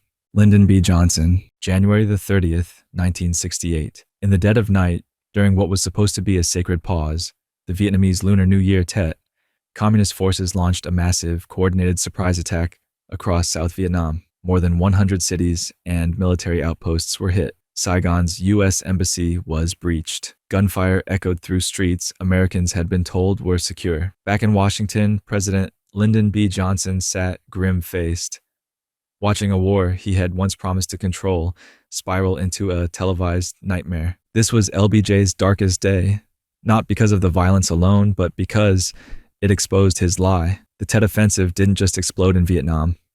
It detonated at home, in living rooms, on newsreels, in the psyche of a nation that, until that moment, had been asked to believe everything was going just fine. It wasn't. Johnson had once dreamed of being the next FDR. His great society was supposed to be his legacy, a sprawling, ambitious plan to end poverty, expand education, push civil rights forward. And for a moment, he was winning. Medicare, Medicaid, the Voting Rights Act. He bullied Congress into progress, twisted arms, cut deals, got things done. But Vietnam was the hole in the boat. He hadn't started the war. Kennedy had sent the first advisors, but Johnson escalated it. Quietly at first, then all at once. The Gulf of Tonkin incident gave him congressional approval for what was essentially a blank check. The troop counts surged. So did the casualties. And the rhetoric followed. We are winning. The enemy is on the run. The light at the end of the tunnel. Then Tet happened, and the tunnel caved in. North Vietnamese and Viet Cong troops launched one of the most audacious offensives of the war. Not to win militarily, but to win psychologically. To show America and the South Vietnamese that the enemy wasn't broken, that they could hit anywhere, anytime, with precision and fury. The result? Strategic failure for the communists, but a catastrophic moral defeat for the U.S. Walter Cronkite, the most trusted man in America, returned from Vietnam and told the public, "To say that we are mired in stalemate seems the only realistic, yet unsatisfactory, conclusion." Johnson, upon hearing that, reportedly said, "If I've lost Cronkite, I've lost Middle America." And he had. The public turned. The anti-war movement exploded. Trust evaporated. Students marched. Soldiers questioned. Protesters filled the streets with chants that would echo for decades. And Johnson, once the most powerful man in Washington, began to look tired, isolated, and lost. His advisors split. Some told him to escalate further. Others begged him to find a way out. He became haunted by casualty figures, unable to sleep, obsessed with approval ratings, brooding over polls at 3 a.m. like battlefield maps. And all the while, he couldn't stop, couldn't admit defeat, couldn't see a way out that didn't ruin him until he did. On March 31st, 1968, Johnson went on television and announced two things. He would halt the bombing of North Vietnam, and he would not seek nor accept the nomination of his party for another term as president. It was a political self-sacrifice, a concession, a man who had spent his life climbing power's mountain now choosing to step down, not because he wanted peace, but because the war had already devoured his presidency. He spent his final months trying to end the conflict he had once tried to win, but it was too late. The credibility gap was too wide. The country had moved on, and so had history. Tet was more than a military attack. It was a mirror, and what America saw was a president promising progress, while blood soaked the soil. Johnson retired to his Texas ranch, grew his hair long, chain-smoked, watched his legacy warp in real time. He died just 4 years later, never quite forgiven, and never quite forgiving himself.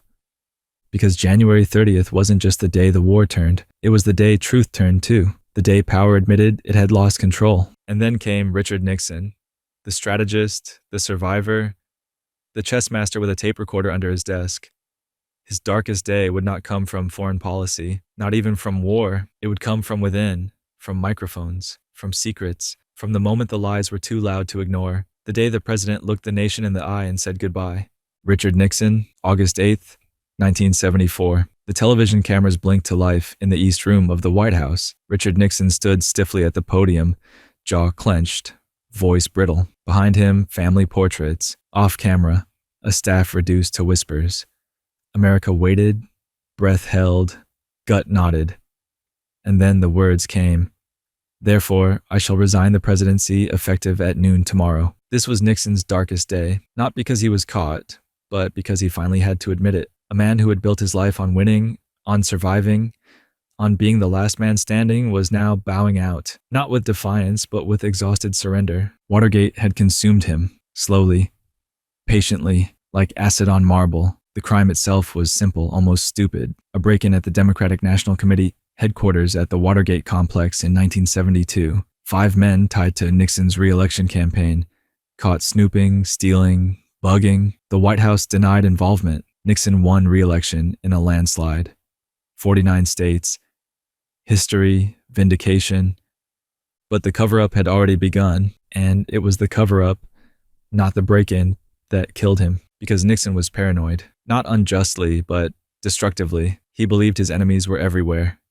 In the press, in the bureaucracy, in the Democratic Party, in the shadows. And so he built a fortress of secrecy, of surveillance, of loyalty oaths, and plausible deniability. The tapes were the weapon he turned on himself. Nixon recorded almost everything said in the Oval Office, not out of transparency, but out of obsession, control. And when the Watergate investigation heated up, those tapes became the Holy Grail. What had the president said and when? Nixon refused to release them. The battle went all the way to the Supreme Court. He lost. The tapes revealed everything.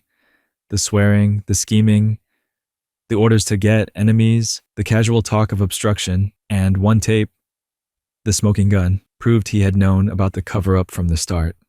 His support collapsed. Republicans who had once defended him turned away. Barry Goldwater told him flatly, "You don't have the votes to survive impeachment." The House was ready. The Senate was sharpening knives. The people were done. And so Nixon resigned. He didn't weep, he didn't rage, but he rambled. In his farewell speech to staff the next morning, he quoted Theodore Roosevelt, reminisced about his mother, and seemed, for a flicker, human, broken. Not the political animal, just the man beneath it, the one who'd clawed his way up from nothing, only to die politically on national television, because Nixon didn't just fall. He disintegrated, in full view. Watergate rewired the American psyche. Trust in government cratered. Journalists became watchdogs. Presidents became suspects. The idea of American exceptionalism, of noble governance, took a permanent hit. But even now, Nixon remains a contradiction. He opened China, created the Environmental Protection Agency, ended the draft, supported desegregation, the foreign policy realist, the domestic moderate, and yet he fell not for ideology, but for insecurity. August 8th wasn't just about a resignation. It was the end of a worldview, that politics was war, that ends justified means, that you could bury your enemies before they buried you, and win. He left office the only U.S. president ever to resign. Gerald Ford, the man who replaced him, would try to turn the page, but he did so by granting Nixon a full, unconditional pardon. And on that day, Ford's own darkest, the country learned that justice sometimes comes with an asterisk, because absolution may bring closure, but it rarely brings peace. Gerald Ford, September 8th, 1974. 1 month into his presidency, Gerald R. Ford sat behind the resolute desk, a man appointed by fate and circumstance rather than by ballot, and delivered one of the most politically radioactive statements in modern American history. With solemnity thick as molasses and eyes like a man carrying someone else's sins, he announced that Richard Nixon, the only president ever forced from office, would receive a full unconditional pardon. No trial, no testimony, no reckoning. This was Ford's darkest day, not because he lacked integrity, but because integrity without timing is often indistinguishable from betrayal. He knew the blowback was coming. He just didn't know how big the crater would be. Gerald Ford had stepped into the presidency like a man walking into a fire he didn't start. There was no election, no honeymoon, no illusion. Nixon was gone, but not really. His ghost haunted every press briefing, every headline, every nervous joke in D.C. cocktail circles. The Watergate hearings had left the country raw, disoriented, and desperately hungry for justice, or at the very least an ending. But Ford believed in healing, not theatrics. He wasn't a showman, he wasn't Nixon, and thank God. He was a former football player, a congressman from Michigan, the kind of man who read budget memos like scripture and said golly without irony. He didn't want revenge. He wanted quiet, and he thought the pardon would bring it. He framed it as an act of mercy, a way to close the book. He argued that a prolonged trial would keep the nation sick, that Nixon had already suffered enough, that America needed to move forward, not backward. Our long national nightmare is over, he had said when taking office. The pardon, he believed, was the final page of that nightmare. But the public didn't see it that way. They saw a deal, a cover-up, a club of old white men taking care of their own. Approval ratings plummeted. Lawmakers recoiled. The very people who had once praised Ford for honesty now painted him as an accessory after the fact. That calm, measured Midwesterner suddenly looked like a man hiding something. He wasn't. But perception doesn't require proof. Just timing. The press was brutal. Ford pardons Nixon blazed across every front page. Protesters marched. Letters poured in. Congressional Democrats opened hearings. Speculation swirled that Nixon had agreed to resign in exchange for clemency. Ford denied it. There was no deal, he insisted, but in a world still raw from Watergate, his word wasn't enough, and the damage stuck. In 1976, Ford lost the presidency to Jimmy Carter, a close race. A few thousand votes here or there might have tipped it, but the pardon hung around his neck like a lead medallion. Years later, public opinion softened. In 2001, he received the Presidential Medal of Freedom. Even Ted Kennedy, once one of his harshest critics, admitted in choosing the path of healing, Gerald Ford was a profile in courage. But that praise came late. Too late to fix what the pardon broke in its moment. Because September 8th wasn't just about Nixon. It was about faith. Ford believed that a clean break would restore trust. But trust, once broken, doesn't heal with gestures. It heals with accountability. And on that day, accountability was denied. Not with malice, but with hope. And hope in politics is a poor excuse. Still, Ford bore the cost with quiet dignity. No bitterness, no denials. Just a man trying to walk the moral middle and finding himself crucified from both sides. And then came Jimmy Carter, the Sunday school teacher, the peanut farmer, the idealist who promised never to lie to the American people. But on his darkest day, honesty wouldn't be enough, because one failed desert rescue mission in the Iranian sands would define him. Not for what he said, but for what he couldn't save. Jimmy Carter, April 24th, 1980. In the scorching pre-dawn darkness of the Iranian desert, Operation Eagle Claw fell apart in a cloud of dust, fire, and shredded ambition. What was supposed to be a daring rescue mission to free 52 American hostages held in Tehran became a slow-motion catastrophe. A helicopter malfunctioned. Another got lost in a sandstorm. Then came the collision. A chopper smashed into a transport plane, igniting an inferno that killed 8 U.S. servicemen. The hostages weren't rescued. The mission never even reached them. President Jimmy Carter, sitting in the Situation Room, received the final report in stunned silence. This was his darkest day, not because he had failed to act, but because his one act of courage was swallowed by tragedy, and with it, his presidency. The Iran hostage crisis had been grinding on for 172 days. It began on November 4th, 1979, when Iranian revolutionaries stormed the U.S. Embassy in Tehran, taking dozens of Americans captive. They paraded blindfolded diplomats in front of cameras. They demanded the return of the deposed Shah. They burned flags and chanted death. Carter, a man of deep moral conviction and sometimes paralyzing caution, tried everything else first. He froze Iranian assets. He applied diplomatic pressure. He turned down the volume of war drums even when others demanded he raise it. He stayed up late, grew gaunt, refused to campaign. He made the hostages his burden, and then watched it crush him. The public admired his restraint, until they didn't. They wanted results, not virtue.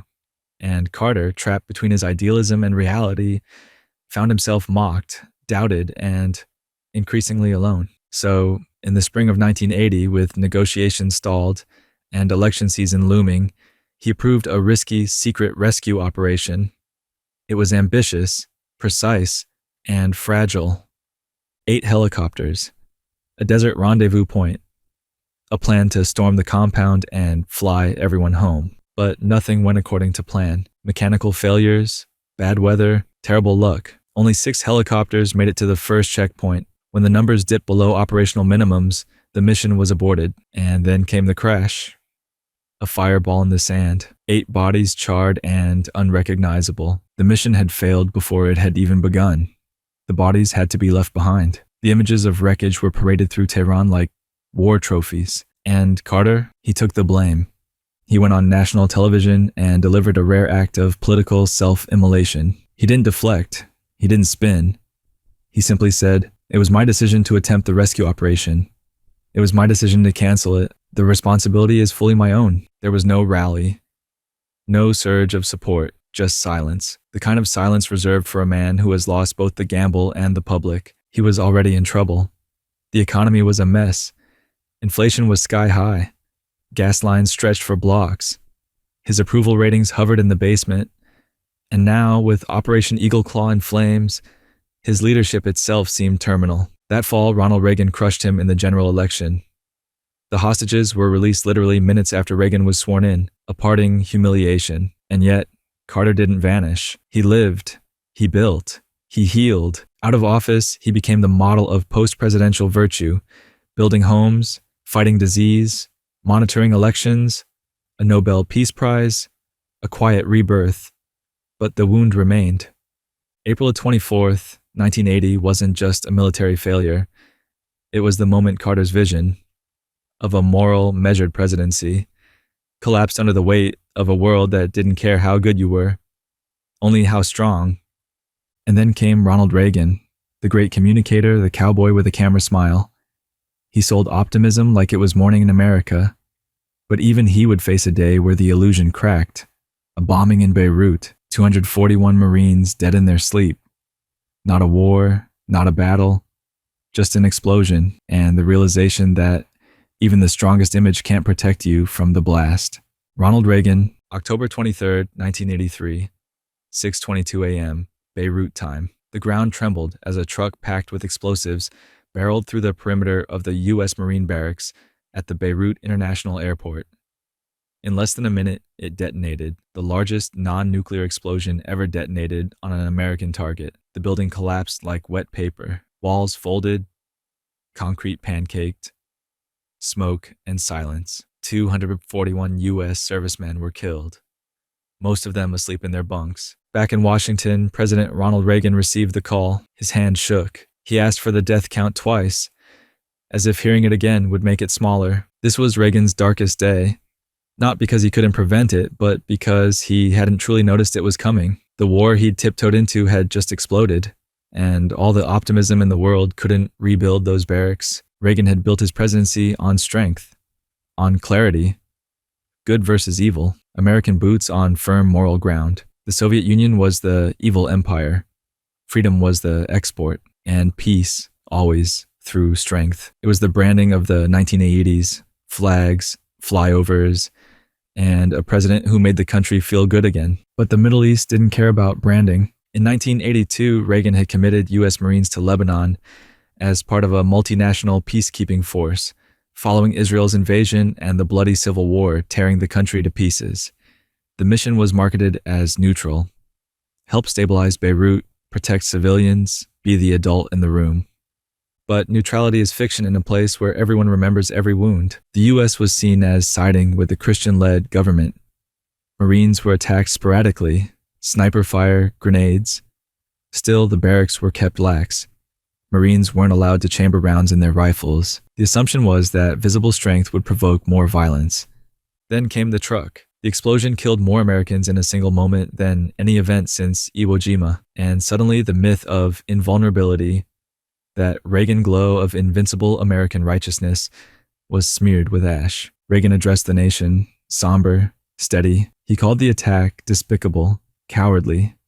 He vowed that America would not be driven out, that the mission would continue. But in the back rooms of the White House, the calculus shifted. Within 4 months, the troops were gone, quietly. No grand exit, no banners, just gone. Reagan never admitted it was a retreat. He called it a redeployment, but history doesn't bother with euphemisms. The reality was clear. After 241 flag-draped coffins came home, the United States left Lebanon. Hezbollah, the group eventually held responsible for the bombing, went unpunished. no airstrikes, no arrests, and the implications were deep. Terrorism as a strategy had worked, and others noticed. Reagan's approval rating dipped, then recovered. He gave more speeches, promised more strength, launched invasions elsewhere, Grenada in particular, just days after the Beirut bombing, in a symbolic flex. But Beirut remained an open wound, a moment when the image of American might collapsed under the weight of miscalculation. Privately, Reagan was haunted. He kept a list of the dead. He called families. He visited the wounded. He later wrote in his diary, "Perhaps we didn't explain enough to the American people about what we were doing there. Perhaps. Or perhaps it wasn't just about explanation, but about belief, about the limits of it." October 23rd wasn't just about the bomb. It was about the explosion of illusion, the realization that even the most telegenic presidency can't outrun a truck loaded with explosives, that flags and sound bites are not body armor. And from that day forward, Reagan's foreign policy took on a new shape. Less visible, more covert. Iran-Contra would follow, a labyrinth of deniability and off-the-books arms deals that nearly swallowed his presidency whole. But before the scandal came the crater, and in it the bodies of men sent to keep peace in a place that had none to give. And then came George H.W. Bush, a cold warrior, cautious and measured. He would preside over the fall of the Berlin Wall, the collapse of the Soviet Union, and a war in the Persian Gulf. But his darkest day wouldn't come from the battlefield. It would come on election night, 1992, when the people who had once cheered his victory chose someone else, and he realized, in real time, that history doesn't thank you until long after it forgets you. George H.W. Bush, November 3rd, 1992, election night. The results came in early, and they came in loud. George Herbert Walker Bush, decorated World War II pilot, former CIA director, vice president, and the sitting 41st president of the United States, had lost. Not narrowly, decisively. A sitting wartime president, commander of a coalition that had just flattened Saddam Hussein's army and presided over the peaceful end of the Cold War, had been defeated by a saxophone-playing governor from Arkansas who talked about feelings and wore jogging shorts on TV. This was Bush's darkest day, not because he lost power, but because he lost it after doing everything the job demanded, with dignity, with caution, with results. And still, it wasn't enough. It's a cruel irony. In 1991, Bush was at a historical high. Approval ratings above 90%. The Gulf War had ended in 100 hours. The Berlin Wall had fallen. The Soviet Union had dissolved.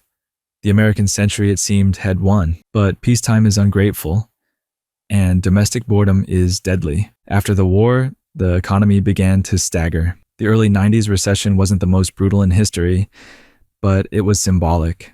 Job losses, home foreclosures, a new kind of vulnerability. Bush, a patrician New Englander with a prep school accent and a war resume, seemed out of step with the moment. He didn't know how to emote. He didn't like campaign slogans. He called broccoli gross and grocery scanners fascinating. And when it came to pain, economic or personal, he preferred stoicism to performance. It made him admirable and unelectable. Then came the promise. Read my lips. No new taxes. He broke it. Not out of weakness, but out of necessity. To avoid a fiscal disaster, Bush cut a deal with Democrats in Congress. It raised taxes, balanced the budget, helped the long-term economy. But politically, it detonated. The conservative base felt betrayed. Reagan's revolutionaries saw it as apostasy. His approval slipped. The right turned inward. The center wandered off. Enter Ross Perot, stage right, a Texas billionaire with a penchant for charts and conspiracy theories. He ran as an independent, siphoning 19% of the vote with a mix of populism and confusion. And enter, more fatally, Bill Clinton, young, magnetic, comfortable on Arsenio Hall, and fluent in the pain Americans were actually feeling. Clinton spoke to the moment. Bush by then had become the past. So, on election night, the numbers told a clear story. Clinton, 370 electoral votes. Bush, 168.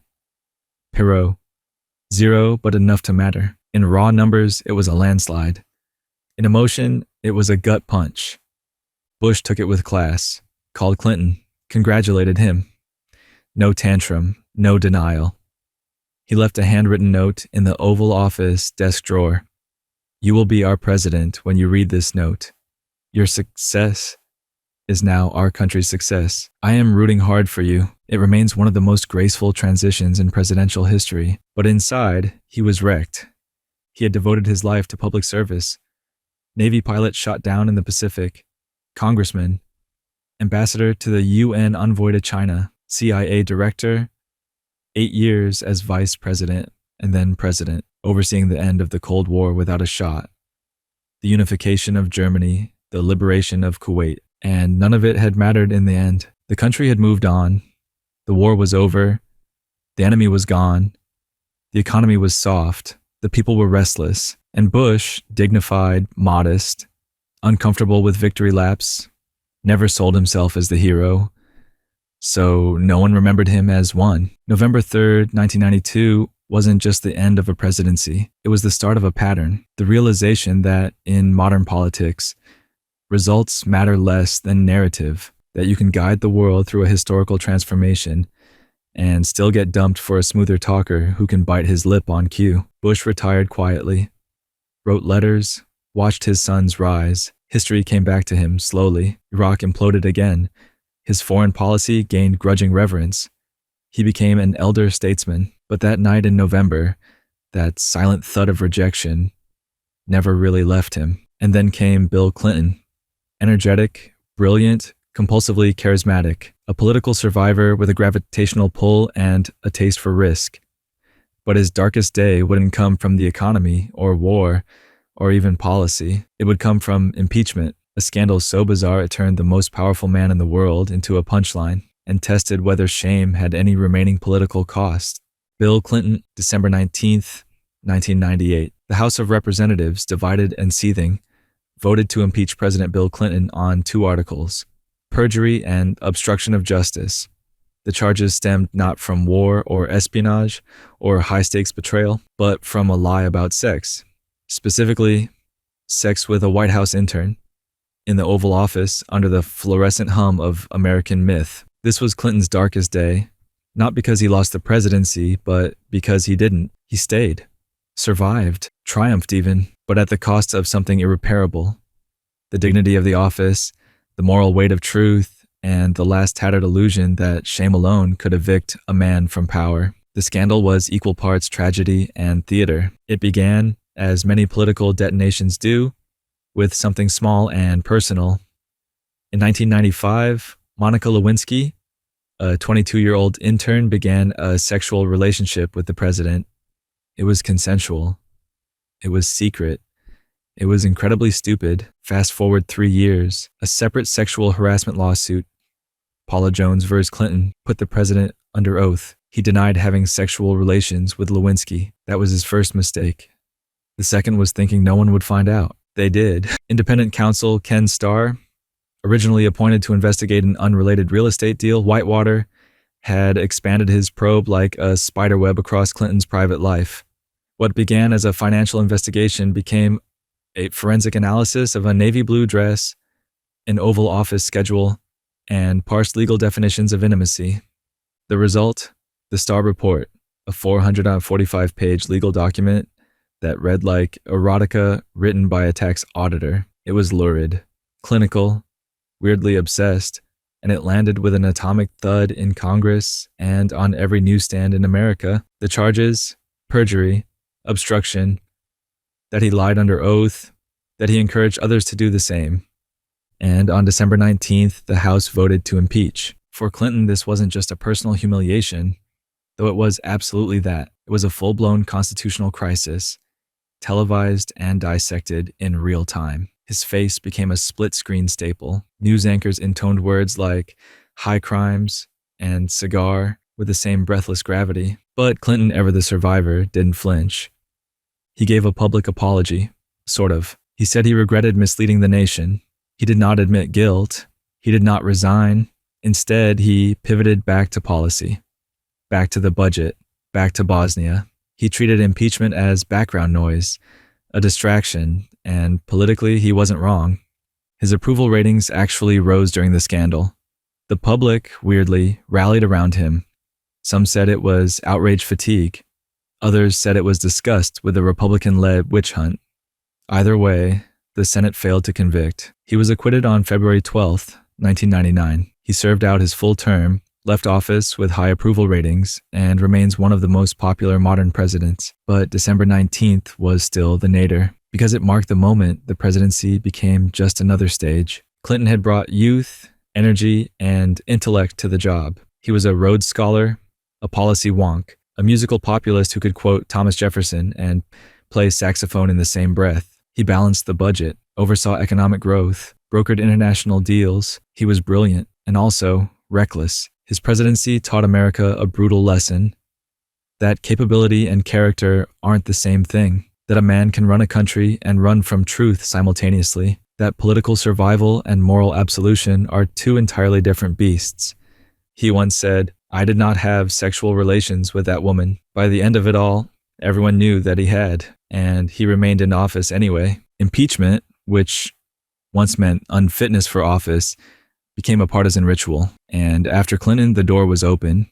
The rules were changed, and so came George W. Bush, the plain-spoken son of a president elected by the thinnest of margins and prepared for the soft battles of domestic policy. But his darkest day would arrive in fire and ash. George W. Bush. That September of 2001, the day no one can forget. George W. Bush, reading to school children in Florida, was told, "America is under attack." In that moment, his presidency changed forever. From budget debates and education reform to global war, surveillance, and vengeance. That day wasn't just his darkest day. It was the day reality cracked, and he became a wartime president before he'd even blinked.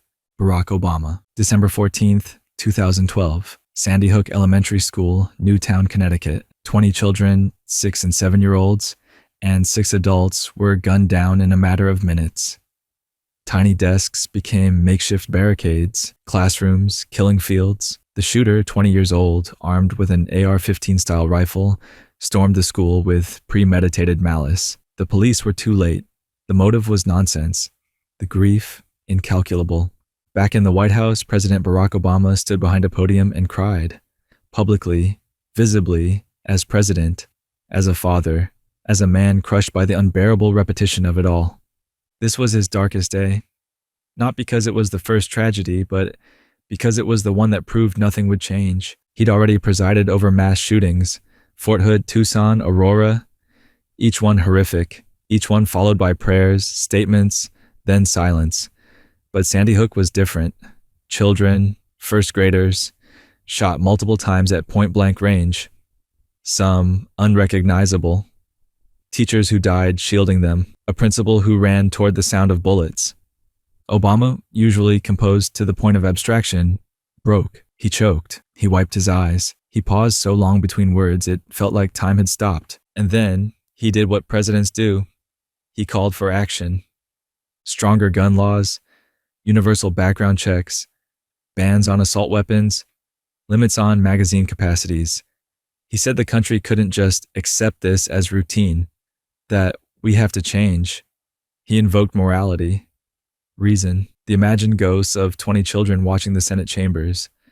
And then nothing. The bill failed, not just the assault weapons ban, even background checks, something supported by over 90% of Americans, died in Congress.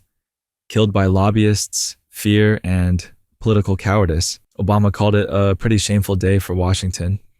He wasn't wrong. Afterward, he traveled to Newtown, met with families, listened, hugged, promised to remember, and he did. But the shootings kept coming. Charleston, San Bernardino, Orlando, Las Vegas, Parkland. The names piled up like a poem of national grief. One stanza per massacre. Obama spoke at many of them.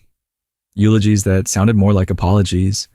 He tried executive actions, pled for legislative courage. He got neither. And so Sandy Hook became a symbol, not just of violence, but of paralysis. The most morally indefensible moment in modern American life, and still nothing moved, not even after the smallest coffins. Obama's presidency was full of contradictions. He expanded healthcare. He deported more immigrants than any president before him. He won the Nobel Peace Prize, then presided over drone wars.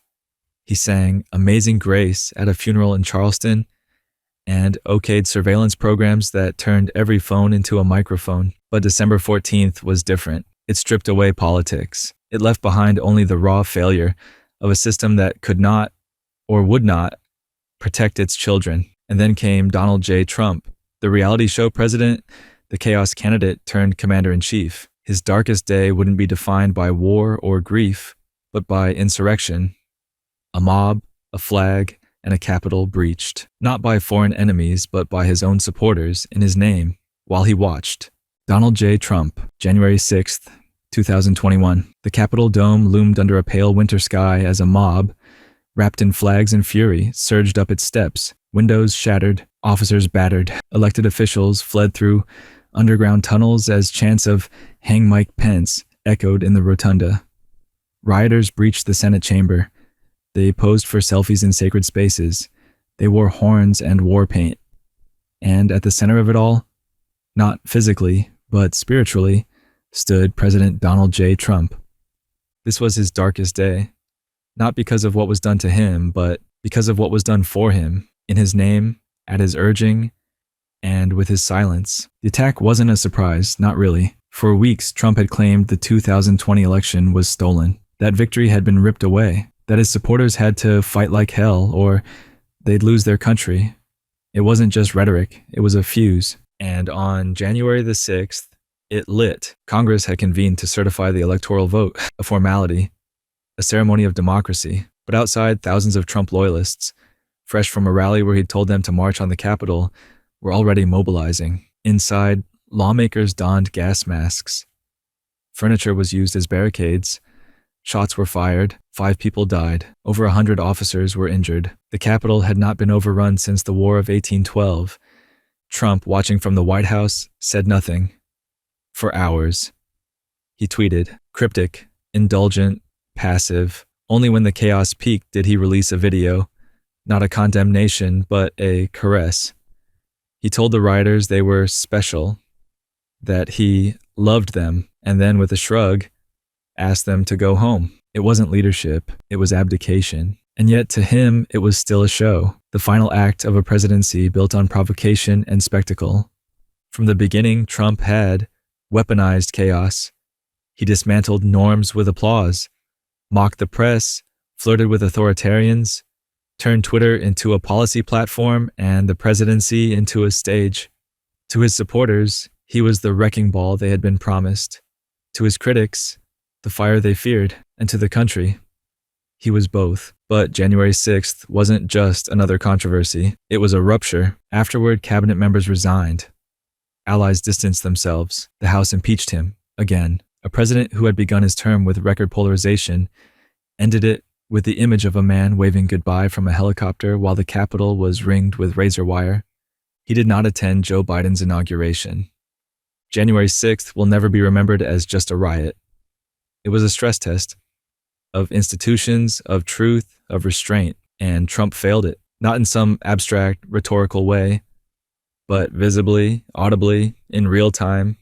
Because when the highest office in the land is used not to protect power, but to cling to it, the rot becomes public. And then came Joe Biden, a man defined by grief, elected in exhaustion, but even his darkest day would arrive not in the halls of government, but on a tarmac in Kabul, a suicide bomb.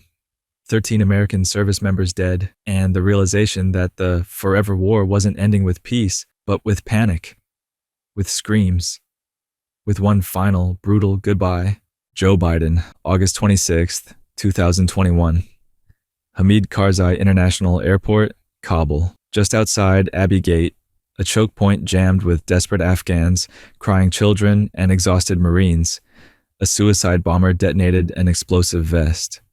The blast tore through the crowd, killing 13 U.S. service members and over 170 Afghan civilians. Blood pooled in the dust. Screams rose above the roar of departing planes. Evacuation turned instantly into carnage. Back in Washington, President Joe Biden received the news and went silent. This was his darkest day, not because it was unexpected, but because it was inevitable. The cost of ending a war is sometimes paid all at once, in a single, final massacre. The withdrawal from Afghanistan had already been chaotic. Taliban fighters swept across the country with breathtaking speed. Provincial capitals fell like dominoes. Kabul collapsed before the U.S. could finish packing. American-trained Afghan forces folded without a shot. Biden, defiant, defended the decision. "The buck stops with me," he said. He was right. But then the footage started. People clinging to the wheels of departing C-17s. Babies passed over barbed wire. Embassy staff evacuated by helicopter. A visual echo of Saigon that Biden swore would never happen. It did. And through it all, Abbey Gate. Thousands had crowded there, believing, hoping that the Americans would get them out. Instead, they met one last act of terror. ISIS-K, a regional offshoot of the Islamic State, claimed responsibility. The bomber had infiltrated the line. Marines and corpsmen conducting pat-downs were caught in the blast zone. Most were under 25. One was 20 years old. Biden addressed the nation hours later. His voice cracked. His anger flickered. He spoke of his son, Beau, of loss, of sacrifice. But the criticism had already begun. Why was the evacuation so rushed? Why were troops positioned in such a vulnerable choke point? Why weren't more civilians evacuated earlier? Why did it feel like 20 years of war had ended with a shrug and a scramble? In the days that followed, the bodies of the fallen were returned to Dover Air Force Base. Biden stood beside grieving families. Some embraced him. Others couldn't look him in the eye. The withdrawal continued. The final plane lifted off on August 30th, ending America's longest war. Not with a ceremony, but with silence. No flag waving, no victory speech, just dust and questions. Biden's approval ratings dropped sharply. The aura of competence, the steady hand image that helped elect him, fractured. And though the decision to end the war had broad public support, the way it ended, disorganized, deadly, disillusioning, left a permanent scar. August 26th wasn't just a day of loss. It was the punctuation mark on a 20-year sentence. The cost of 2 decades of nation-building, counterinsurgency, and policy inertia paid in a single second. And for Biden, a president defined by empathy, it was the moment where no empathy could reach far enough. He didn't start the war, but he ended it. And the ending for many felt like betrayal, because while history may forgive decisions, it rarely forgets their consequences. And as the dust settled on Kabul's runway, and 13 flag-draped coffins made their way home, the last entry in the presidential ledger of darkest days was written, not in triumph, but in exhaustion. A reminder that sometimes the final chapter is the hardest one to live with.